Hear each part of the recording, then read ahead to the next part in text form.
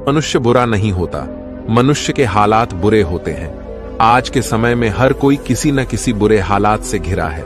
आज की वीडियो में महात्मा बुद्ध की एक ऐसी स्टोरी सुनाई जाएगी जो आपको आपके हर बुरे हालात से लड़ने की ऊर्जा देगी और आप बुरे हालातों से कभी नहीं भागोगे। नमस्कार दोस्तों, स्वागत है आपका हमारे YouTube चैनल ट्रू लाइन पर। आइए वीडियो शुरू करते हैं। एक आदमी को काम के सिलसिले में अपने गांव से शहर जाना था। चूंकि वह बेरोजगार था और गांव में उसे कोई काम उपलब्ध नहीं था, इसलिए उसने शहर जाकर काम ढूंढने का निश्चय किया। गांवों से शहर की यात्रा करने के लिए कोई साधन करने लायक पैसे भी उसके पास नहीं थे, इसलिए वह पैदल ही निकल पड़ा। मार्ग में घना जंगल था। उसे जंगली जानवरों से भय लगा, किंतु कोई चारा न देख वह जंगल में प्रवेश कर गया। कुछ आगे जाने पर अचानक एक पेड़ से एक बड़ा सा बंदर उसके सामने कूदा। आदमी भय के मारे जहां का तहां खड़ा रह गया। बंदर ने आदमी से उसके विषय में पूछा। इस पर आदमी ने अपनी पूरा व्यथा बंदर को सुनाई। तब बंदर ने उसकी हर प्रकार से मदद करने का आश्वासन दिया, किंतु यह शर्त रखी कि तुम मुझे एक क्षण भी बिना काम के मत रखना, अन्यथा मैं तुम्हें मार डालूंगा। आदमी ने उसकी शर्त मान ली। बंदर उस दिन से आदमी के सारे काम करने लगा। जब कोई काम नहीं होता तो आदमी उसे सीढ़ी लाने को कहता और उसे पर ऊपर नीचे चढ़ने उतरने का आदेश देता। इस प्रकार बंदर आदमी का गुलाम बन गया। उपर्युक्त कथा में बंदर मानव मस्तिष्क का प्रतीक है। यदि हम अपने मस्तिष्क को सदैव विभिन्न कार्यों में लगाए रखेंगे तो यह सदैव रचनात्मक ऊर्जा से भरा रहकर सकारात्मक परिणाम देगा, किंतु उसे निष्क्रिय रखते हुए कोई काम नहीं करेंगे तो वह ध्वंसात्मक प्रकृति का हो जाएगा। इसलिए कहा गया है कि खाली दिमाग शैतान का घर होता है। सेठ धनीराम हमेशा पैसे कमाने में लगे रहते और परिवार पर पर्याप्त ध्यान नहीं दे पाते। उनकी पत्नी अपनी हवेली के सामने रहने वाले मजदूर मोहन के परिवार की खुशी देखकर उन्हें उलाहना देती। तुम हमेशा काम में लगे रहते हो, तुम्हें न अपनी फिक्र है और न ही परिवार वालों की। मोहन के परिवार को देखो कितना खुशहाल है। ये सुनकर सेठ जी बोले, मोहन कभी 99 के फेर में नहीं पड़ा, वरना इसकी सारी हंसी और मस्ती चली जाती। सेठानी ने 99 के फेर का आशय पूछा तो सेठ जी ने समय आने पर उन्हें दिखाने का वायदा किया। एक रात सेठ जी ने रुपयों की एक पोटली मोहन के आंगन में चुपचाप फेंक दिया। सुबह मोहन की निगाह उस पर पड़ी। खोलने पर उसमें रुपए देख परिवार बहुत खुश हुआ। पोटली में 99 रुपए थे। सभी विचार करने लगे कि इसमें जो 1 रुपया कम है उसे भी कमाकर 100 रुपए पूरे कर लिए जाएं। सबने निश्चय किया कि अधिक मेहनत करेंगे और पैसे बचाएंगे। यही किया गया। 100 रुपए तो पूरे हो गए, लेकिन इच्छाएं और बलवती हो गईं। अब मोहन, उसकी पत्नी और बच्चे रुपए बचाने के फेर में व्यस्त रहने लगे। रात को सभी देर से आते और थके मांदे सो जाते। सुबह फिर कमाने के लिए निकल पड़ते। अब न वे परस्पर बातचीत करते और न हंसी खहुशी रह पाते। इस परिवार का यह परिवर्तन दिखाकर सेठ जी ने सेठानी से कहा, इसे ही कहते हैं 99 का फेर। वस्तुतः अधिक पाने की चाह व्यक्ति का सुख चैन हर लेती है, इसलिए जितना है उसी में संतुष्ट रहना चाहिए। जीवन एक लंबी दौड़ की तरह है जिसमें सबको एक समान समय मिलता है। जगत गुरु शंकराचार्य ज्ञान की जटिल व सूक्ष्म बातों को जितनी सरलता से समझाते थे, उतनी ही आसानी से वे व्यावहारिक जीवन में काम आने वाले सूत्रों की व्याख्या भी कर देते थे। लोग उनके पास दूर दूर से आते और वे लोगों को अनमोल ज्ञान की ऐसी पूंजी देते जो लोगों के लिए संपूर्ण जीवन का आधार हो जाती।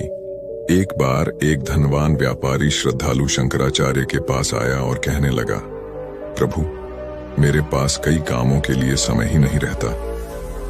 मैं सोचता ही रह जाता हूं कि फलां सत्कार्य करूं, अमुक अच्छा कार्य भी करना है, किंतु समय न होने से नहीं कर पाता। मुझे अपने व्यापार के कामों से ही फुर्सत नहीं मिलती। आप ही बताइए कि समय अभाव के कारण कोई व्यक्ति सत्कार्य न कर पाए तो वह क्या करे? शंकराचार्य ने मुस्कुराते हुए कहा, वत्स, मेरा परिचय तो आज तक उस व्यक्ति से नहीं हो पाया है जिसको विधाता के बनाए समय में से एक क्षण भी कम मिला हो। वस्तुतः जिसे तुम समय अभाव कह रहे हो वह अव्यवस्थित जीवन जीने का ढंग है। जो लोग व्यवस्थित जीवन नहीं जीते वे अपने अमूल्य जीवन को भार स्वरूप ढोते हैं। जीवन यह नहीं कितने वर्ष जिया, जीवन वह है कि व्यक्ति ने समय का कितना सदुपयोग किया। सार यह है कि कार्यों का समयानुसार विभाजन कर प्रत्येक कार्य को उसके तय समय पर किया जाए तो समय अभाव जैसी स्थिति कभी निर्मित नहीं होगी और विकास के स्तर पर भी इसके अच्छे परिणाम आएंगे। समय मुफ्त में मिलता है परंतु यह अनमोल है। आप इसे अपना नहीं सकते लेकिन आप इसका उपयोग कर सकते हैं। आप इसे रख नहीं सकते पर आप इसे खर्च कर सकते हैं। एक बार आपने इसे खो दिया तो वापस कभी इसे पा नहीं पाएंगे। हार्वे मैके किसी देश के रक्षा मंत्री अपनी सेना के एक हवाई जहाज में निरीक्षण हेतु गए। यह हवाई जहाज अपने सैनिक को लेकर युद्ध स्थल की ओर जाने की तैयारी में था। सभी सैनिक अपने अपने हथियारों से लैस और उत्साह से भरपूर थे। रक्षा मंत्री ने सूक्ष्मता से अपने सैनिक की तैयारियों का जायजा लिया। जायजा लेने के पश्चात उन्होंने अपने सैनिकों से पूछा, आप लोग वायुयान से अपने मिशन पर जा रहे हैं, क्या आप लोगों ने अपना अपना पैराशूट जांच लिया है? सभी जवानों ने कहा, महोदय, युद्ध में हथियार अत्यंत महत्वपूर्ण होते हैं। हमने अपने हथियार पूर्णतया जांच परख लिए हैं, पैराशूट तो ठीक ही होगा। रक्षा मंत्री ने कहा, फिर भी जाने से पहले आप एक बार अपने अपने पैराशूट जांच लें। जवानों ने अपने पैराशूट चेक किए तो वे हैरान रह गए क्योंकि कुछ जवानों के पैराशूट चेक किए तो वे हैरान रह गए क्योंकि कुछ जवानों के पैराशूट खोलने वाला बटन अटक रहा था। यह उनके मिशन का एक महत्वपूर्ण उपकरण था क्योंकि इसके न खुलने पर उनकी जान भी जा सकती थी। रक्षा मंत्री ने कहा, देखा, अगर आप समय पर अपने पैराशूट की जांच करते तो समय पर ही इसकी मरम्मत हो जाती। हमें अपने कार्य से जुड़ी हर वस्तु की बारीकी से जांच करनी चाहिए। सभी सैनिक ने रक्षा मंत्री की सलाह को सदैव मानने का वचन दिया।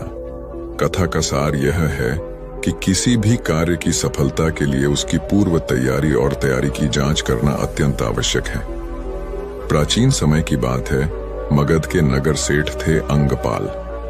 वे जितने मृदु स्वभाव के थे उनकी पत्नी उतनी ही कटु प्रकृति वाली थी। इस कारण उनके घर कोई नौकरानी टिक नहीं पाती थी। इतने विशाल घर की साज संभाल पत्नी से अकेले जब नहीं हो पाती थी तो उसका सारा क्रोध पति पर निकलता। बेचारे सेठ जी नई नौकरानी की खोज में सदा लगे रहते ताकि घर में शांति रहे। एक दिन सौभाग्य से उन्हें एक सेविका ऐसी मिली जिसने कर्कश परिजनों के ही बीच जीवन गुजारा था। इसलिए वह जब सेठ जी के घर आई तो घबराई नहीं बल्कि दृढ़ता पूर्वक रुकी रही। उसका नाम था विशाखा।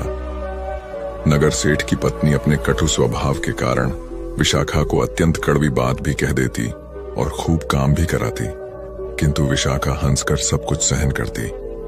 अतः उसकी मृदुलता और श्रमशीलता ने सेठ जी के साथ ही इनकी पत्नी का भी मन जीत लिया। अब सेठ जी की पत्नी का कटु स्वभाव बदल गया था। वह अब सबसे प्यार से बात करती और कभी कड़वा वचन नहीं बोलती। जब सब कुछ ठीक हो गया तो विशाखा ने जाने की आज्ञा चाही। हालांकि सेठ जी ने उसे सभी सुविधाएं दे रखी थीं, किंतु विशाखा रुकने को तैयार नहीं हुई। विशाखा कलह व अशांति वाले दूसरे घर की खोज ने निकल पड़ी। उसका कहना था कि विपन्नों के साथ रहकर उन्हें अपनी सदाशयता के सहारे सुधारा जा सकता है। अतंतः वह ब्रह्मवर्त क्षेत्र की प्रसिद्ध संत के रूप में ख्यात हुई। वस्तुतः दुर्जनों को अपने सद्गुणों के संपर्क में रखकर सुधारने का सेवा कार्य पत्थर को पानी से काटने जैसा जटिल है, किंतु असंभव नहीं है। सत्य किसी व्यक्ति विशेष की संपत्ति नहीं है, बल्कि यह सभी व्यक्तियों का खजाना है। खाली गमला लाने वाला बना विजेता। एक राजा को सुयोग्य व ईमानदार मंत्री की आवश्यकता थी। उसके दरबार में चाटुकारों की भरमार थी, जिनसे राजा बहुत परेशान था। एक दिन उसने एक उपाय सोचा। सभी दरबारियों को बुलाकर राजा ने कहा, मैं चाहता हूं कि आप लोग मेरे लिए एक एक पौधा लगाएं। जिसका पौधा सबसे सुंदर व रहा भरा होगा उसे मैं अपना मंत्री नियुक्त करूंगा। आप लोगों को बीज गमले में दूंगा। आपको बस खाद पानी देकर पौधा तैयार करना है। आपके पास 1 महीने का समय है।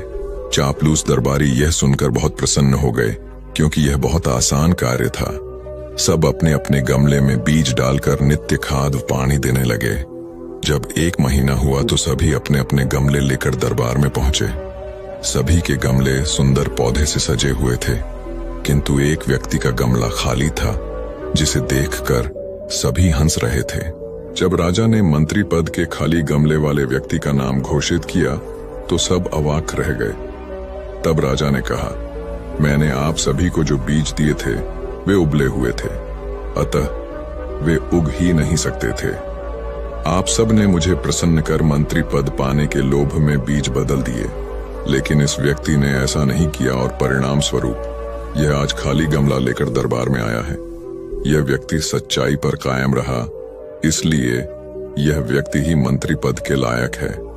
वह राज्य कभी उन्नति नहीं कर सकता जिसके दरबारी बस राजा को खुश करना चाहते हों और प्रजा की भलाई की ओर किसी का ध्यान न हो। सारी ये है कि लोभ व स्वार्थ के मार्ग से हटकर सच्चाई के मार्ग पर चले तो सफलता अवश्य आपके कदम चूमेगी। संत रवि कुमार त्याग और वैराग्य का जीवन व्यतीत करते थे। वह निरंतर ईश्वर का स्मरण करते और संतों के साथ आध्यात्मिक चर्चाओं में लीन रहते थे। लोग उन्हें श्रद्धा की दृष्टि से देखते थे और उनका आशीर्वाद लेने के लिए दूर दूर से आते थे। किंतु संत रवि कुमार इस लोकप्रियता के अहंकार से कोसों दूर अत्यंत विनम्र रहते थे। संत रवि कुमार को आकाश में उड़ने की सिद्धि प्राप्त थी। एक बार संत रवि कुमार से संत वर्मदेव मिलने आए। संत वर्मदेव के पास पानी के ऊपर चलने की शक्ति थी। संत वर्मदेव को नहीं पता था कि संत रवि कुमार के पास आकाश में उड़ने की शक्ति है। अहंकारवश संत वर्मदेव ने संत रवि कुमार को नीचा दिखाने की सोची। उन्होंने संत रवि कुमार से कहा, क्यों न हम झील के पानी के ऊपर चलते हुए आध्यात्मिक चर्चा करें। संत रवि कुमार उनके अहंकार व संकेत को समझ गए। संत रवि कुमार शांत भाव से बोले, आध्यात्मिक चर्चा अगर हम आज आकाश में भ्रमण करते हुए करें तो कैसा रहेगा। संत वर्मदेव समझ गए कि रवि कुमार आकाश में उड़ने की शक्ति जानते हैं। संत वर्मदेव निरुत्तर हो गए। वर्मदेव जी, जो काम आप कर सकते हैं वो तो एक छोटी छोटी सी मछली भी कर सकती है, और जो काम मैं कर सकता हूं वो तो एक छोटी सी मक्खी भी कर सकती है। लेकिन सत्य इस करिश्मेबाजी से कोसों दूर है। उसे तो विनम्र होकर खोजना पड़ता है। आपको और हमें जो शक्तियां प्राप्त हैं वह जन कल्याण के लिए हैं। इन शक्तियों का अनहकार करना उचित नहीं है। संत वर्मदेव ने हाथ जोड़कर माफी मांगी और अहंकार को त्याग कर जन कल्याण के लिए निकल पड़े। वस्तुतः मैं अथवा द्वैत के भाव का हम या अद्वैत भाव में विसर्जन ही ईश्वर की प्राप्ति का द्वार है। अपने कर्म से दिया मानवता की सेवा का संदेश महिला संत आंडाल पूजा में लीन थी। तभी पास के गांव के लोग आए और सहायता का आग्रह करने लगे। उन्होंने कहा कि गांव का मुखिया गंभीर रूप से बीमार है। सब जगह इलाज करवा लिया, लेकिन फायदा नहीं हुआ। अब आप ही कुछ करके उसे बचा सकती हैं। महिला संत आंडाल औषधियों की झांता थी। वह अपनी पूजा अधूरी छोड़कर अपने शिष्यों को साथ लेकर मुखिया की सहायता के लिए चल पड़ी। शिष्य जानते थे कि गांव का मुखिया की सहायता के लिए चल पड़ी। शिष्य जानते थे कि गांव का मुखिया की सहायता के लिए पड़ी। शिष्य जानते थे कि गांव का मुखिया दुष्ट प्रवृत्ति का है और संत आंडाल का घोर विरोधी है। मुखिया के घर जाकर संत आंडाल ने मुखिया का निरीक्षण किया और फिर जड़ी बूटियों से दवाई तैयार करके दी। शिष्यों ने संत आंडाल के कहे अनुसार मुखिया को दवाई पिलाई, जिससे थोड़ी देर में उसकी तबीयत में सुधार हुआ। दवा देकर संत आंडाल अपने शिष्यों समेत आश्रम लौट गई। आश्रम में आकर एक शिष्य ने पूछा, माथे, आपने अपनी पूजा अधूरी छोड़कर उस दुष्ट मुखिया का इलाज क्यों किया? वह तो आपका कट्टर दुश्मन है। तब आंडाल बोली, पुत्र, जो आपका दुश्मन है या आपको दुश्मन मानता है, उसके सुख में भले ही आप नहीं जा सकते, परंतु उसके दुख में अवश्य उसका साथ दें। हो सकता है इससे दुश्मनी की खाई भर जाए। ईश्वर हर प्राणी में है, इसलिए प्राणी की सेवा ही ईश्वर की सेवा है। हमें ईश्वर सेवा का कोई भी मौका छोड़ना नहीं चाहिए। शिष्य यह सुनकर श्रद्धाभिभूत हो गए। सार ये है कि दुख में सबके काम आना चाहिए। इससे दुखी व पीड़ित व्यक्ति को दुख से लड़ने की ताकत मिलती है। जिज्ञासु ने समझे पूर्णता के मायने एक बार कबीरदास जी के पास एक जिज्ञासु आया और पूछने लगा, महात्मन, मुझे गृहस्थ बनना चाहिए अथवा सन्यासी, कृपया मार्गदर्शन दें। कबीरदास ने कहा, जो भी बनो आदर्श बनो। उसे अच्छी तरह से समझाने के लिए कबीर ने 2 घटनाएं दिखाई। उन्होंने अपनी पत्नी को बुलाया। वह दोपहर का समय था। फिर भी उन्होंने पत्नी से कहा कि मुझे दीपक जलाकर दो ताकि उसके प्रकाश में मैं अच्छी तरह कप डड्ढा बुन सकूं। पत्नी ने बिना कोई तर्क किए दीपक जला दिया और चली गई। इस घटना से कबीर ने जिज्ञासु को समझाया, यदि गृहस्थ बनना है तो परस्पर ऐसा दृढ़ विश्वास रखना कि दूसरे की इच्छा ही अपनी इच्छा हो। इसके बाद कबीर जिज्ञासु को लेकर एक पहाड़ी पर गए जहां एक बुजुर्ग संत रहते थे। कबीर और जिज्ञासु ने संत को प्रणाम किया और उनके पास बैठ गए। कबीर ने संत से पूछा, बाबा जी, आपकी आयु कितनी है? संत ने कहा, 80 वर्ष। थोड़ी देर इधर उधर की चर्चा कर कबीर से फिर से संत से उनकी उम्र पूछी। संत बोले, 80 वर्ष। इस प्रकार थोड़े थोड़े अंतराल के पश्चात कबीर ने कई बार संत से उनकी आयु पूछी और संत ने हर बार बड़े प्यार से उन्हें बताया, 80 वर्ष। इसके बाद कबीर जिज्ञासु को लेकर पहाड़ी से नीचे उतरने लगे। थोड़ा सा नीचे उतरने पर कबीर ने संत को आवाज लगाई, महात्मन जरा सुनेंगे। संत कबीर के पास नीचे उतर कर आए और पूछा, क्या बात है बेटा? कबीर ने हाथ जोड़कर कहा, महात्मन, मैं आपसे आपकी उम्र पूछना चाहता था। संत ने मुस्कुराते हुए कहा, 80 वर्ष। तब कबीर ने जिज्ञासु से कहा, जिज्ञासु भाई, यदि संत बनना है तो इस तरह धैर्यवान व क्षमाशील बनना। वस्तुतः हम जहां जिस भूमिका में रहें उसके अनुकूल बनकर रहने से ही पूर्णता आती है। अतः जो बने आदर्श बने। कथा सिद्धार्थ के जीवन के उस दौर की है जब वे बुद्धत्व को प्राप्त नहीं हुए थे और निरंजना नदी के तटीय वनों में वृक्ष के नीचे ध्यान करते थे। सिद्धार्थ प्रतिदिन ध्यान करने के बाद पास के किसी गांव में चले जाते और भिक्षा मांगकर लौट आते। कुछ दिनों बाद उन्होंने भिक्षाटन पर भी जाना बंद कर दिया, क्योंकि एक गांव के प्रधान की छोटी बेटी सुजाता उनके लिए नित्य भोजन लाने लगी। कुछ दिनों के बाद उसी गांव का एक चरवाहा भी सिद्धार्थ से प्रभावित होकर उनके पास आने लगा। उसका नाम स्वस्थि था। एक दिन स्वस्थि से सिद्धार्थ बातें कर रहे थे कि सुजाता भोजन लेकर आई। जैसे ही सिद्धार्थ ने भोजन करना शुरू किया, उन्होंने बातचीत बंद कर दी। स्वस्थि ने बात करने की कोशिश की तो सिद्धार्थ ने इशारे से उसे चुप करा दिया। जितनी देर तक वे भोजन करते रहे, बिल्कुल चुप रहे। स्वस्थि को हैरानी हुई।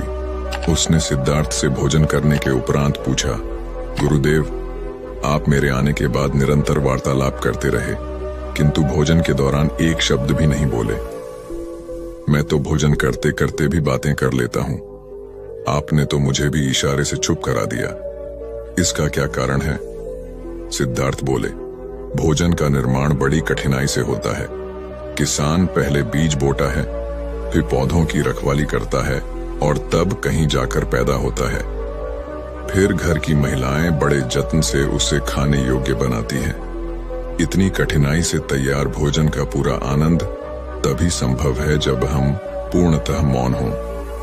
यदि हम भोजन को पूर्ण शांति से मौन रहकर अच्छी तरह से चबा चबा कर खाएंगे तो यह आसानी से पचेगा, जिससे पेट कभी खराब नहीं होगा। मौन रहकर भोजन करने से भोजन का श्वास नली में जाने का खतरा भी नहीं रहता। अतः भोजन के दौरान मैं मौन रहकर उसका पूरा आनंद लेता हूँ। वस्तुतः शांति से किया गया भोजन न केवल शारीरिक भूख तृप्त करता है, बल्कि मानसिक आनंद और सात्विक ऊर्जा भी देता है। कबीर अपने स्टिक दोहों और पैनी साखियों के कारण धीरे धीरे सिद्ध पुरुष के रूप में ख्याति पाने लगे थे। वे जुलाहे का काम करते थे, सत्य को सीधे सपाट ढंग से कह देना, और वह भी निर्भीकता के साथ। यह कबीर ही थे जिनका इतना साहस था, इसलिए आम जनता के लिए वे श्रद्धा का केंद्र बन चुके थे। इतनी प्रसिद्धि पाने के बाद भी कबीर ने अपना पैतृक व्यवसाय नहीं छोड़ा। वे प्रतिदिन कपड़ा बुनते थे और साथ साथ जनसंपर्क व भजन आदि का कार्य भी करते रहते थे। कबीर के कुछ शिष्यों को यह ठीक नहीं लगता था, अतः एक दिन उनमें से एक ने कबीर से पूछा, गुरुदेव, जब आप साधारण मनुष्य थे तब कपड़ा बुनते थे तो ठीक बात थी, किंतु अब आप इतने विख्यात हो गए हैं, जीवन निर्वाह में भी कोई कमी नहीं है, फिर भी आप कपड़ा क्यों बुनते हैं? आपको यह शोभा नहीं देता।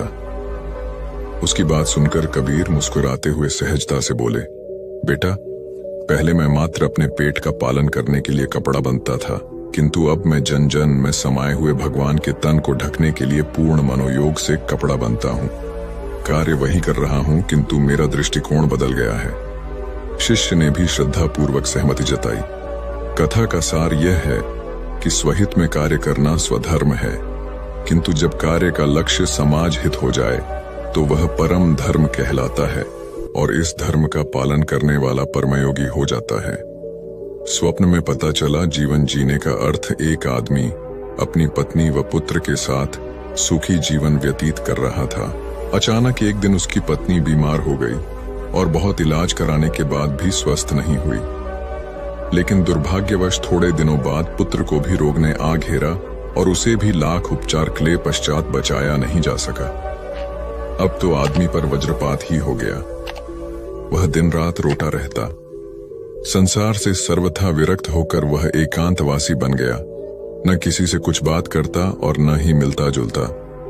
एक दिन अपने पुत्र का स्मरण कर वह देर रात तक रोता रहा, फिर उसकी आंख लग गई। स्वप्न में वह देवलोक जा पहुंचा। वहां उसने देखा कि छोटे बच्चों का जुलूस निकल रहा है। उन सभी के हाथों में जलती हुई मोमबत्तियां हैं। उस जुलूस में उसका पुत्र भी चल रहा था, किंतु उसके हाथ की मोमबत्ती बुझी हुई थी। आदमी पहले तो अपने पुत्र से लिपटकर खूब रोया, फिर मोमबत्ती बुझने का कारण पूछा तो पुत्र बोला, पिताजी, आप मुझे याद करके बार बार रोते हैं, इसलिए आपके आंसुओं से मेरी मोमबत्ती बुझ जाती है। यह सुनते ही आदमी की नींद खुल गई और उस दिन उसने बच्चे के लिए रोना बंद कर दिया।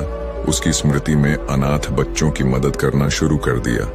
सार यह है कि रिश्तों से मोह स्वाभाविक है, किंतु मृत्यु के रूप में उनकी समाप्ति पर शोक में डूबने के स्थान पर उनकी स्मृति में रचनात्मक कर्म करने चाहिए, ताकि कुछ बेहतर करने के उल्लास से वे अधिक याद आएं। श्री हरिपुर के राजा प्रदीप सिंह की असमय मृत्यु के बाद उनके इकलौते पुत्र तेजवीर सिंह को गद्दी पर बैठाया गया। तेजवीर सिंह अपने पिता को तरह साहसी थे, किंतु अनुभव की कमी होने के कारण अनेक बार संकट की स्थिति में घबरा जाते थे। ऐसे में राजमाता उन्हें हिम्मत देती और उचित मार्गदर्शन द्वारा संकट से उबारती। पड़ोसी राज्य गंगापुर के राजा भीम सिंह की निगाह श्री हरिपुर पर थी। आखिर एक दिन भीम सिंह ने श्री हरिपुर पर आक्रमण कर ही दिया। दोनों राज्यों की सेनाओं में घमासान युद्ध होने लगा। भीम सिंह को सेना बड़ी थी। अब तक राजा प्रदीप सिंह सेना छोटी होने के बावजूद अपने साहस और हौसले से सेना का मनोबल ऊंचा रख जीतते आए थे, किंतु तेजवीर सिंह इसे कायम नहीं रख पाए। 2 ही दिन में भीम सिंह ने 4 मील हिस्से पर अधिकार कर लिया। राजमाता ने तेजवीर सिंह को बुलाकर उससे पराजय का कारण पूछा। तेजवीर सिंह ने बताया कि हमारी सेना भीम सिंह की सेना से छोटी है और यही पराजय का कारण है।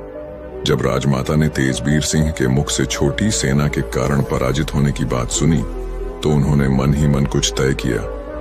जब रात को तेजवीर सिंह सोने से पहले उन्हें प्रणाम करने आए तो उन्होंने देखा कि राजमाता 6 पतली लकड़ियों के गट्ठर से फर्श पर पड़े लोहे के बड़े टुकड़े को तोड़ने का प्रयास कर रही हैं।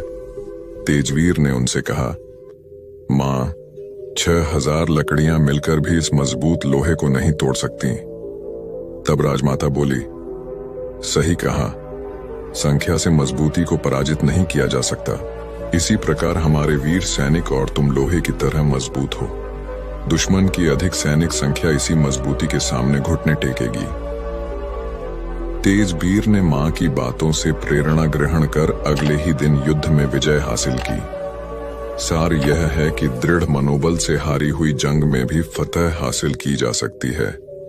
दृढ़ मनोबल हो तो किसी भी मुश्किल परिस्थिति का सामना आसानी से किया जा सकता है।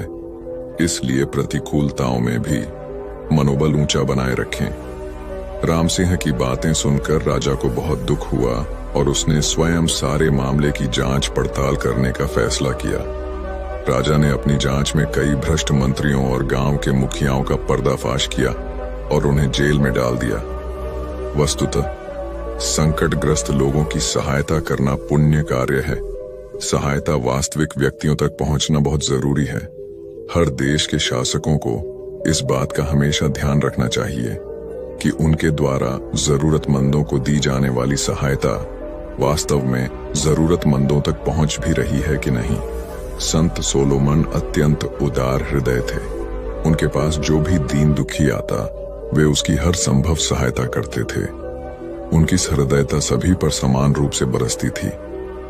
संत सोलोमन एक स्थान पर नहीं टिकते थे, सदा भ्रमण करते रहते। ऐसे ही एक बार वह घूमते घूमते ऐसे स्थान पर पहुंच गए जहां गणिकाओं का निवास था। चूंकि गणिकाओं के पास व्यक्ति अपनी वासना पूर्ति के लिए ही आता है, अतः वे समझी कि संत का भी यही उद्देश्य है। गणिकाएं आपस में बात करने लगीं कि यह तो साधु के वेश में विलासी है। गणिकाओं ने संत को इशारे से अपने पास बुलाया। चूंकि संत का हृदय निष्कपट था, इसलिए वह निर्विकार भाव से उनके पास चले गए। गणिकाओं के पूछने पर संत ने उनको अपना परिचय दिया। अपना परिचय देने के बाद संत ने पूछा, हे देवियों, आप कौन हैं? गणिकाओं ने संत को अपने बारे में बताया।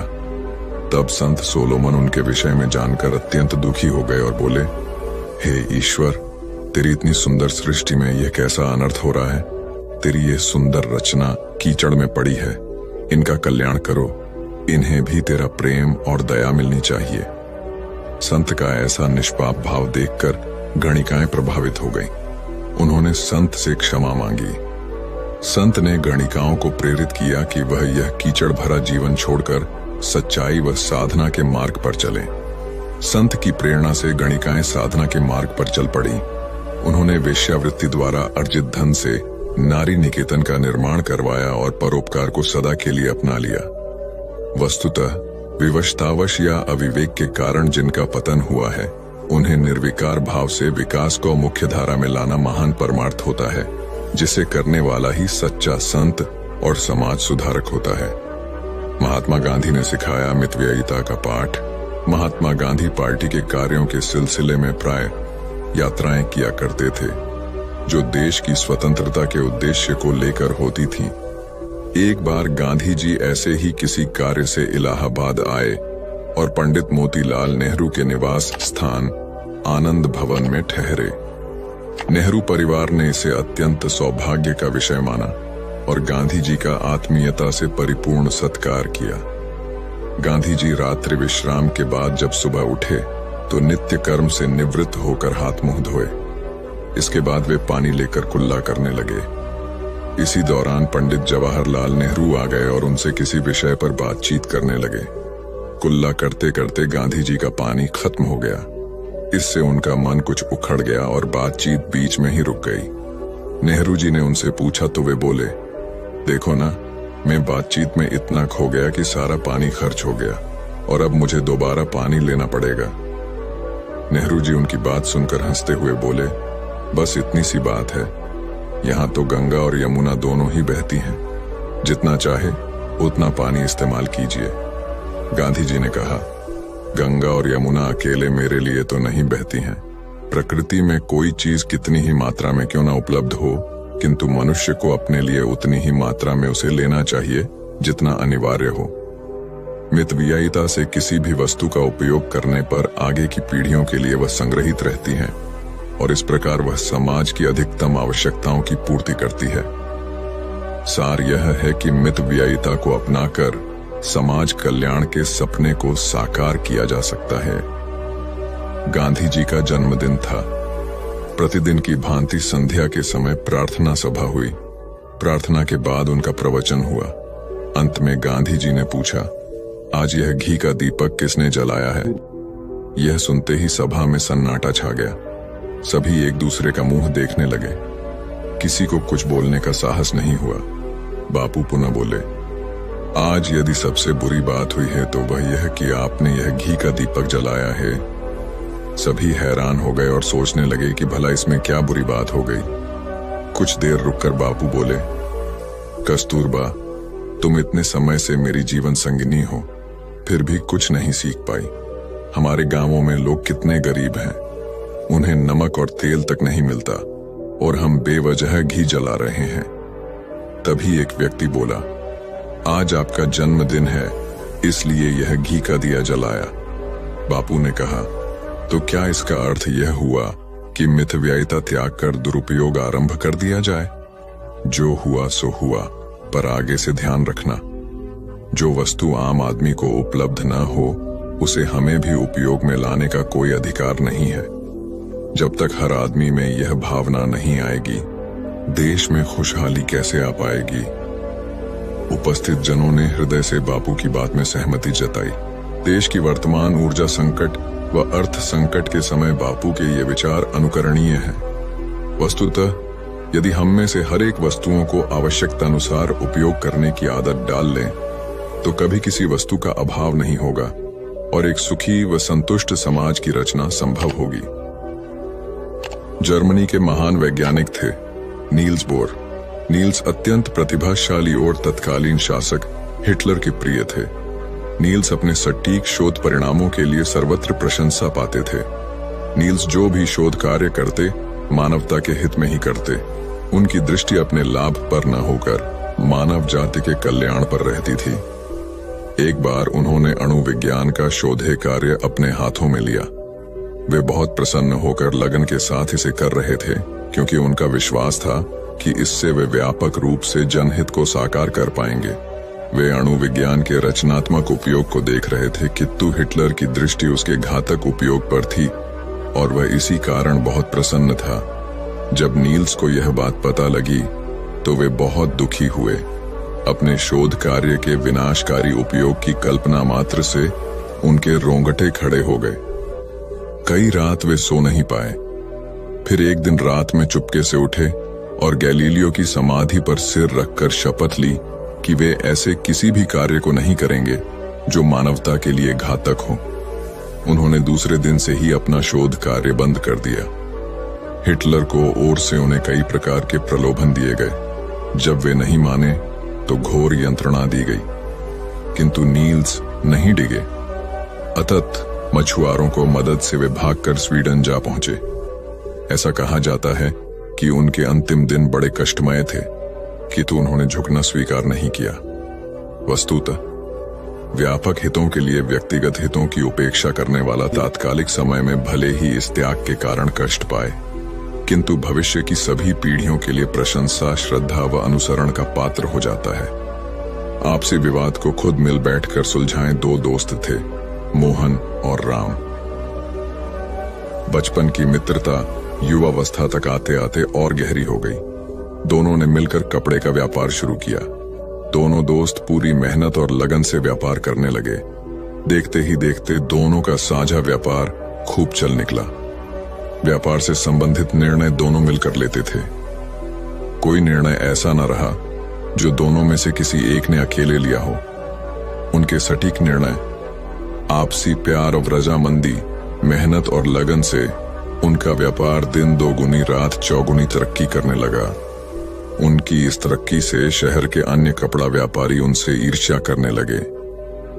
वे दोनों मित्रों में फूट डालने का अवसर खोजने लगे, क्योंकि वे जानते थे कि अगर दोनों मित्रों के रिश्ते में ददर आ गई तो उनके व्यापार पर भी इसका गहरा असर पड़ेगा।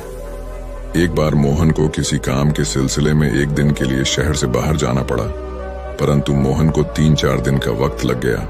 वस्तुतः व्यापक हितों के लिए व्यक्तिगत हितों की उपेक्षा करने वाला तात्कालिक समय में भले ही इस त्याग के कारण कष्ट पाए, किंतु भविष्य की सभी पीढ़ियों के लिए प्रशंसा, श्रद्धा व अनुसरण का पात्र हो जाता है।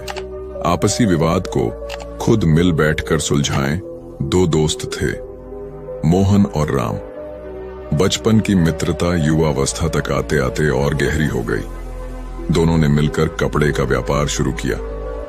दोनों दोस्त पूरी मेहनत और लगन से व्यापार करने लगे। देखते ही देखते दोनों का साझा व्यापार खूब चल निकला। व्यापार से संबंधित निर्णय दोनों मिलकर लेते थे। कोई निर्णय ऐसा न रहा जो दोनों में से किसी एक ने अकेले लिया हो। उनके सटीक निर्णय, आपसी प्यार व रजामंदी, मेहनत और लगन से उनका व्यापार दिन दोगुनी रात चौगुनी तरक्की करने लगा। उनकी इस तरक्की से शहर के अन्य कपड़ा व्यापारी उनसे ईर्ष्या करने लगे। वे दोनों मित्रों में फूट डालने का अवसर खोजने लगे, क्योंकि वे जानते थे कि अगर दोनों मित्रों के रिश्ते में ददर आ गई तो उनके व्यापार पर भी इसका गहरा असर पड़ेगा। एक बार मोहन को किसी काम के सिलसिले में एक दिन के लिए शहर से बाहर जाना पड़ा, परंतु मोहन को 3-4 दिन का वक्त लग गया। राम ने व्यापार के सिलसिले में एक बड़ा सौदा करना था। उसने मोहन का 3 दिन तक इंतजार किया। फिर उसे लगा कि अगर यह सौदा जल्दी नहीं किया तो व्यापारिक लाभ का एक अच्छा मौका हाथ से निकल जाएगा। उसने वह सौदा कर लिया और सोचा कि मोहन के आते ही उसे बता दूंगा। मोहन जब शहर वापस आया तो अन्य व्यापारियों ने उसे भड़का दिया कि राम ने अपने व्यक्तिगत लाभ के लिए तुम्हारे बिना बड़ा सौदा कर लिया है। मोहन लोगों के बहकावे में आकर बिना सोचे विचारे राम से इस बात पर झगड़ पड़ा और उससे कहने लगा, राम, मुझे यकीन नहीं आता कि तुमने बिना मेरी राय जाने यह सौदा कर लिया। तुम्हारी हिम्मत कैसे हो गई? राम ने मोहन को समझाने का बहुत प्रयास किया, किंतु मोहन कुछ भी समझने को तैयार नहीं था। उसने राम से कहा कि कल ही व्यापार को अलग करने की प्रक्रिया शुरू कर देंगे। राम से यह कहकर मोहन अपने घर आ गया। मोहन की मां ने मोहन को परेशान देखकर परेशानी का कारण पूछा तो उसने सब बता दिया। मां ने गंभीरता से सोच विचार किया और फिर मोहन से कहा, यह जो हमारे आंगन में आम का पेड़ है, इसके सूखे व पीले पत्ते कहाँ गए? मोहन ने कहा, गिर गए होंगे। मां ने कहा, अगर नहीं गिरते तो अच्छा होता। मोहन ने अचरज से कहा, अगर नहीं गिरते तो पेड़ कितना खराब लगता। तब मां ने समझाया, इस तरह तुम भी अपने मन से राम के प्रति को विचार हटाओ और शांत मन से व्यापारिक विषय पर राम से वार्तालाप करो, हल जरूर निकल आएगा। राम ने व्यापार के सिलसिले में एक बड़ा सौदा करना था। उसने मोहन का 3 दिन तक इंतजार किया। फिर उसे लगा कि अगर यह सौदा जल्दी नहीं किया तो व्यापारिक लाभ का एक अच्छा मौका हाथ से निकल जाएगा। उसने वह सौदा कर लिया। एक दिन अचानक बुद्ध ने पूछा, यह वर्ष का अंतिम दिन है। इसी दिन तुम 1 वर्ष पहले यहाँ आए थे और मैंने तुम्हें वचन दिया था कि 1 वर्ष बाद तुम जो पूछोगे मैं उत्तर दूंगा। मैं उत्तर देने को तैयार हूं। अब तुम प्रश्न पूछो। मौलुंग पुत्र हंसने लगा और उसने कहा, आपने मुझे भी धोखा दिया। वह सारिपुत्र ठीक कहता था। अब कोई प्रश्न ही पूछने के लिए नहीं रहा, तो मैं क्या पूछूं? मेरे पास पूछने के लिए कुछ भी नहीं है। असल में यदि तुम सत्य नहीं हो तो समस्याएं होती हैं और प्रश्न होते हैं। वे तुम्हारे झूठ से पैदा होते हैं। तुम्हारे स्वप्न, तुम्हारी नींद से वे पैदा होते हैं। जब तुम सत्य, प्रामाणिक, मौन, समग्र होता हो, वे तिरोहित हो जाते हैं। मेरी समझ ऐसी है कि मन की एक अवस्था है जहां केवल प्रश्न होते हैं और मन की एक अवस्था है जहां केवल उत्तर होते हैं, और वे कभी साथ साथ नहीं होते। यदि तुम अभी भी पूछ रहे हो तो तुम उत्तर नहीं ग्रहण कर सकते। मैं उत्तर दे सकता हूं लेकिन तुम उसे ले नहीं सकते। यदि तुम्हारे भीतर प्रश्न उठने बंद हो गए हैं तो मुझे उत्तर देने की कोई जरूरत नहीं है। तुम्हें उत्तर मिल जाता है।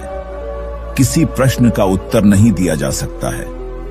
मन की एक ऐसी अवस्था उपलब्ध करनी होती है जहां कोई प्रश्न नहीं उठते। मन की प्रश्न रहित अवस्था ही एकमात्र उत्तर है। यही तो ध्यान की पूरी प्रक्रिया है। प्रश्नों को गिरा देना, भीतर चलती बातचीत को गिरा देना। जब भीतर की बातचीत रुक जाती है तो ऐसा असीम मौन छा जाता है। उस मौन में हर चीज का उत्तर मिल जाता है। हर चीज सुलझ जाती है। शाब्दिक रूप से नहीं, अस्तित्वगत रूप में सुलझ जाती है। कहीं कोई समस्या नहीं रह जाती है। किसी की मौत तो नहीं हुई। यह सुनकर घर के लोग आश्चर्य से कहने लगे, गौतमी, ये तू क्या कह रही है? यहाँ कितने आदमी मर चुके हैं इसका कोई हिसाब है? गौतमी, तो मैं आपके घर से सरसों न लूंगी। गौतमी दूसरे घर गई। सब जगह उसे वही जवाब मिला।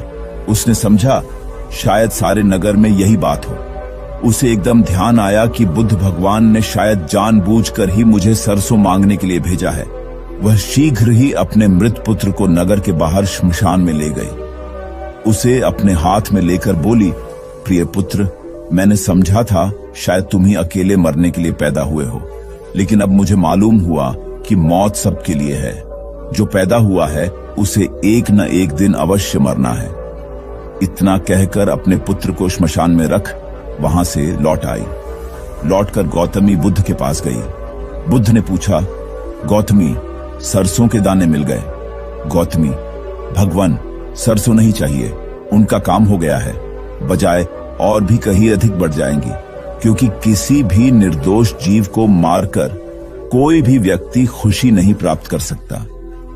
आपकी समस्या का हल निर्दोष जीवों को मारने से कैसे हो सकता है? आप राजा हैं, आपको सोच विचार कर निर्णय लेना चाहिए। अगर आप सच में अपनी मुश्किलों का हल चाहते हैं तो दिमाग से काम लीजिए। मुश्किलें तो आती जाती रहती हैं, यही जिंदगी का सच है। किसी निर्दोष जीव को मारने से समस्याएं नहीं समाप्त होंगी, बल्कि उसका हल आपको बुद्धि से ही निकालना होगा। बुद्ध की बात सुनकर अजातशत्रु उनके चरणों में गिर पड़े और अपनी भूल की क्षमा मांगने लगे। अजातशत्रु ने ऐलान करा दिया कि अब से उनके राज्य में किसी निर्दोष जीव की हत्या नहीं की जाएगी। दिन एक शिक्षित युवक बुद्ध के पास आया। उसने बुद्ध को प्रणाम कर अपनी जिज्ञासा रखी। गुरुजी, आप ईश्वर की बात करते हैं, क्या आपने ईश्वर के दर्शन किए हैं जो आप साधिकार इस विषय पर इतना कुछ कह पाते हैं? बुद्ध ने कुछ नहीं कहा और स्नेहपूर्वक उसके सिर पर हाथ फेर दिया। युवक ने समझा कि बुद्ध के पास मेरे प्रश्न का उत्तर नहीं है। फिर उन्होंने कहा, आओ हम कुछ देर यहाँ के बगीचे में घूमें। बगीचे में गुलाब और रजनीगंधा के सुगंधित फूल लगे थे। युवक बोला, गुरुजी, इन फूलों की सुगंध से सारा वातावरण महक रहा है। बुद्ध ने कहा, वत्स, तुम ठीक कहते हो, किंतु एक बात बताओ कि यह सुगंध तुम्हें दिखाई दे रही है? युवक बोला, जी नहीं, सुगंध तो अनुभव की जाती है। तब बुद्ध ने कहा, बस यही तुम्हारे प्रश्न का उत्तर है। तुम्हारे शरीर में जब कभी कहीं चोट लगती है तो दर्द होता है। क्या इस दर्द को तुम देख सकते हो? युवक बोला, नहीं, वह भी अनुभूत ही होता है। बुद्ध ने अंतिम रूप से युवक का समाधान करते हुए कहा, आत्मा और परमात्मा के साथ भी यही बात है। आत्मा को परमात्मा की अनुभूति के द्वारा उसका साक्षात्कार होता है, न कि स्थूल नेत्रों से। युवक अब पूर्णतः संतुष्ट था। बुद्ध का आभार मानते हुए वह चला गया। परमात्मा सदैव अनुभूति के स्तर पर ही घटता है, और यह घटना तब होती है जब मन पूर्णतः निर्लिप्त तथा संभव को प्राप्त हो चुका हो। महात्मा बुद्ध नदी के किनारे एकांत में अपनी कुटिया में रहते थे। उन्होंने कुटिया के चारों ओर हरे भरे वृक्ष लगा रखे थे, जिन पर सुबह शाम पक्षियों का कलरव गूंजता रहता था। प्रकृति का यह मधुर सान्निध्य महात्मा बुद्ध को सदैव आनंदित रखता था। पक्षी और पेड़ पौधे तो मानो उनका परिवार ही बन गए थे। एक दिन महात्मा बुद्ध प्रातःकालीन उठे ही थे कि द्वार पर उन्हें एक सेठ जी खड़े नजर आए। उन्हें चिंताग्रस्त देख महात्मा बुद्ध ने उनसे समस्या जाननी चाहिए। सेठ जी बोले, महाराज, मेरे पास विशाल संपदा है, भरा पूरा परिवार है और मुझे कोई रोग भी नहीं है। फिर भी मुझे नींद नहीं आती, रात भर करवटें ही बदलता रहता हूं। महात्मा बुद्ध ने आत्मीयता से सेठ जी के सिर पर हाथ फिरकर कहा, सेठ, तुम्हारे पास सब कुछ भले ही हो, किंतु वह नहीं है जो नींद के लिए आवश्यक है। सेठ ने पूछा, वह क्या है महाराज? महात्मा बोले, तुम चारों ओर चिंताओं से घिरे हो। धन संपत्ति की चिंता, व्यापार व्यवसाय की चिंता, परिवार की चिंता। स्मरण रखो कि चिंता चैन में शत्रुता है। सेठ ने इससे बचने का उपाय पूछा तो उन्होंने कहा, तुम प्रकृति से शिक्षा ग्रहण करो। पेड़ पौधे, फूल, पानी और प्रकाश के रूप में उसकी अनंत संपदा चारों ओर बिखरी हुई है, किंतु वह चिंता मुक्त है। अपनी इस दौलत को पूरी दुनिया पर दोनों हाथों से सत्य लुटाती रहती है। तुम यदि उससे प्रेरणा लेकर अपना जीवन भी उसके अनुरूप बना लोगे तो तुम्हें न केवल नींद आएगी बल्कि अतीव शांति महसूस होगी। सेठ ने महात्मा बुद्ध की बात का मर्म समझा और लोक कल्याण की राह पर चल पड़ा। धन और ज्ञान देने से बढ़ते ही हैं, इसलिए इनके संग्रह के साथ साथ इनके दान की वृत्ति भी रखनी चाहिए। एक गरीब किसान गौतम बुद्ध का बहुत बड़ा भक्त था। एक दिन वह बुद्ध के पास आया और अपने गांव आने का आग्रह किया। बुद्ध उसके गांव पहुंचे तो सारा गांव उन्हें देखने व सुनने के लिए उमड़ पड़ा, किंतु वह किसान नहीं आया। हुआ यह कि उसी दिन किसान के बैलों की जोड़ी कहीं खो गई। किसान इस दुविधा में रहा कि बुद्ध का प्रवचन सुने या अपने बैलों को खोजे। काफी सोचने के बाद उसने अपने बैलों को खोजने का निर्णय किया। घंटों भटकने के बाद बैल मिले। थका हारा किसान घर आया और भोजन कर सो गया। अगले दिन वह अति संकोच से क्षमा प्रार्थी बन बुद्ध के पास पहुंचा तो वे बड़े स्नेह से बोले, मेरी दृष्टि में यह किसान मेरा सच्चा अनुयायी है। इसने उपदेश से अधिक महत्व कर्म को दिया। यदि यह कल बैलों को न ढूंढते हुए उपदेश सुनता तो मेरी बातें इसकी समझ में नहीं आती, क्योंकि मन बैलों में अटका रहता। इसने कर्म को महत्व देकर प्रशंसनीय काम किया। सार यह है कि हम जहां जिस भूमिका में हों उसका ईमानदारी से निर्वाह करें। यही सच्ची आध्यात्मिकता है, क्योंकि प्रत्येक धर्म कर्म को ही सर्वोपरि महत्व देता है। गौतम बुद्ध को उनके अनुयायी यदि स्नेह से कहीं बुलाते तो वे अवश्य जाते। फिर जब बुद्ध पहुंचते तो श्रोताओं की भारी भीड़ उमड़ पड़ती। बुद्ध के वचनों में जो अमृतत्व होता था उसका पान करना सभी को प्रीतिकर लगता था। उनके उपदेशों में ऐसा कुछ अवश्य होता था जिससे गंभीर समस्याएं सुलझ जाती और कुछ न कुछ सार्थक भी प्राप्त हो। सार यह है कि हम जहां जिस भूमिका में हो उसका ईमानदारी से निर्वाह करें। यही सच्ची आध्यात्मिकता है, क्योंकि प्रत्येक धर्म कर्म को ही सर्वोपरि महत्व देता है। गौतम बुद्ध के पास उनका प्रिय शिष्य पूर्ण पहुंचा। बुद्ध ध्यानावस्था में बैठे थे। पूर्ण के पहुंचने पर उन्होंने आंखें थोड़ी सी खोली और पूर्ण से आने का कारण पूछा तो उसने कहा, मैं धर्म प्रचार के लिए जाना चाहता हूं, आपकी आज्ञा चाहिए। बुद्ध मुस्कुराए और कहा, पूर्ण, धर्म की राह बहुत मुश्किल है। तुम लोगों को अच्छी बातें बताने जाओगे और लोग तुम पर नाराज होंगे। हो सकता है कि अपशब्द भी कहे। इस पर पूर्ण ने कहा, कोई बात नहीं, मैं यह सोचकर उनकी बातों पर ध्यान नहीं दूंगा कि उन्होंने अपशब्द ही कहे, पिटाई तो नहीं की। बुद्ध बोले, हो सकता है कि कुछ लोग हाथ उठा दें। पूर्ण ने कहा, तब मैं यह सोचकर उन्हें क्षमा कर दूंगा कि उन्होंने मुझ पर शस्त्रों से प्रहार तो नहीं किया। बुद्ध फिर बोले, हे पूर्ण, हो सकता है कि कुछ लोग तुम पर शस्त्रों का भी उपयोग करें। पूर्ण ने उत्तर दिया, तब मैं यह सोचकर उनके प्रति कोई प्रतिकार की भावना नहीं रखूंगा कि उन्होंने मुझे मारा, पर जान से तो नहीं मार डाला, मुझे जीवित छोड़ दिया।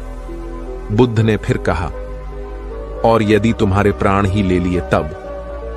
पूर्ण ने तत्क्षण सिर झुकाकर कहा, तब मैं उनका आभारी रहूंगा कि उन्होंने धर्म के मार्ग पर मेरे प्राणों का उत्सर्ग करने में मेरी सहायता की।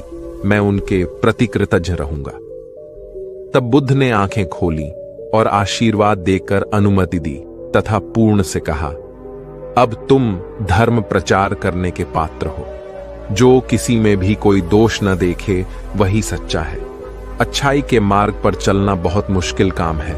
जो इस राह पर चलता है उसके मार्ग में अनेक बाधाएं आती हैं, लेकिन जो व्यक्ति किसी में भी दोष न देखे वही बाधाओं को सहजता से पार कर अपने लक्ष्य को पूरा कर पाता है। एक बार गौतम बुद्ध जब वन से गुजर रहे थे तब एक राक्षसी हाथ में तलवार लेकर प्रकट हुई और कहा, अरे बुद्ध, आज तुम्हारे प्रेम को मेरी घृणा के सामने झुकना ही पड़ेगा। आज तुम्हारे जीवन का अंतिम दिन है। बुद्ध ने मुस्कुराते हुए उत्तर दिया, मैं घृणा, उपहास और द्वेष के आगे नतमस्तक नहीं होऊंगा। मैं निंदा, प्रशंसा अथवा उपहास किसी से भी प्रभावित नहीं होता। तुम मुझसे इतनी घृणा करती हो, पर मैं तो तुमसे भी प्रेम करता हूं। राक्षसी ने पूछा, तुम मुझसे प्रेम क्यों करते हो? बुद्ध बोले, मैं तुम में मां का रूप देख रहा हूं, और मां तो प्रेम का रूप होती है, उसमें हिंसा हो ही नहीं सकती।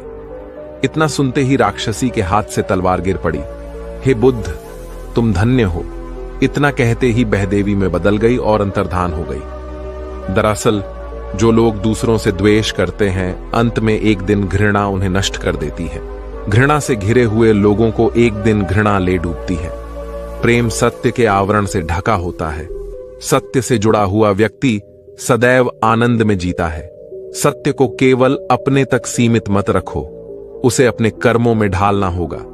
सत्य रूपी गुलाब की खुशबू है कर्म। अपने कर्म को प्रेम और सत्य में डुबोकर करो। प्रेम और सत्य मनुष्य को विकास की ओर ले जाते हैं। ध्यान रहे कि ये दोनों मार्ग ईश्वर की ओर जाते हैं। इस मार्ग पर चलने वाले सहज में ही आनंद और शांति को पा लेते हैं। गौतम बुद्ध भ्रमण करते हुए वैशाली नगर के वन विहार में पहुंचे। उनके आगमन का समाचार पूरे नगर में फैल गया। कुछ ही समय में मानो पूरा नगर उनके दर्शन के लिए उमड़ पड़ा। बड़े व्यापारी, शिक्षाविद, समाज सेवी, अधिकारी और राज परिवार से जुड़े कई वरिष्ठ भी वहां पहुंचे। सभी की भावना थी कि तथागत बुद्ध अपने शिष्यों सहित उनके निवास पर पहुंचे एवं भोज का आमंत्रण स्वीकारें। बुद्ध सभी के निवेदन को सुन रहे थे और स्वभावगत मुस्कान के साथ आमंत्रण का आभार व्यक्त कर रहे थे। तभी वैशाली की यात गणिका आम्रपाली भी वहां पहुंची। वह बुद्ध की शिक्षा से प्रेरित होकर बहुत पहले ही अपनी गणिका वृत्ति त्याग चुकी थी। उसने भी बुद्ध को भोजन का आमंत्रण दिया। बुद्ध ने तत्काल उसे स्वीकार किया और अगले दिन भिक्षुओं सहित उसके घर आने की सहमति दे दी। बुद्ध के एक शिष्य को यह बात अच्छी नहीं लगी कि इतने सारे वरिष्ठों के निवेदन के बावजूद बुद्ध ने आम्रपाली का आमंत्रण स्वीकारा। शिष्य की दृष्टि में आम्रपाली गणिका होने से घृणित कर्म से जुड़ी रही थी।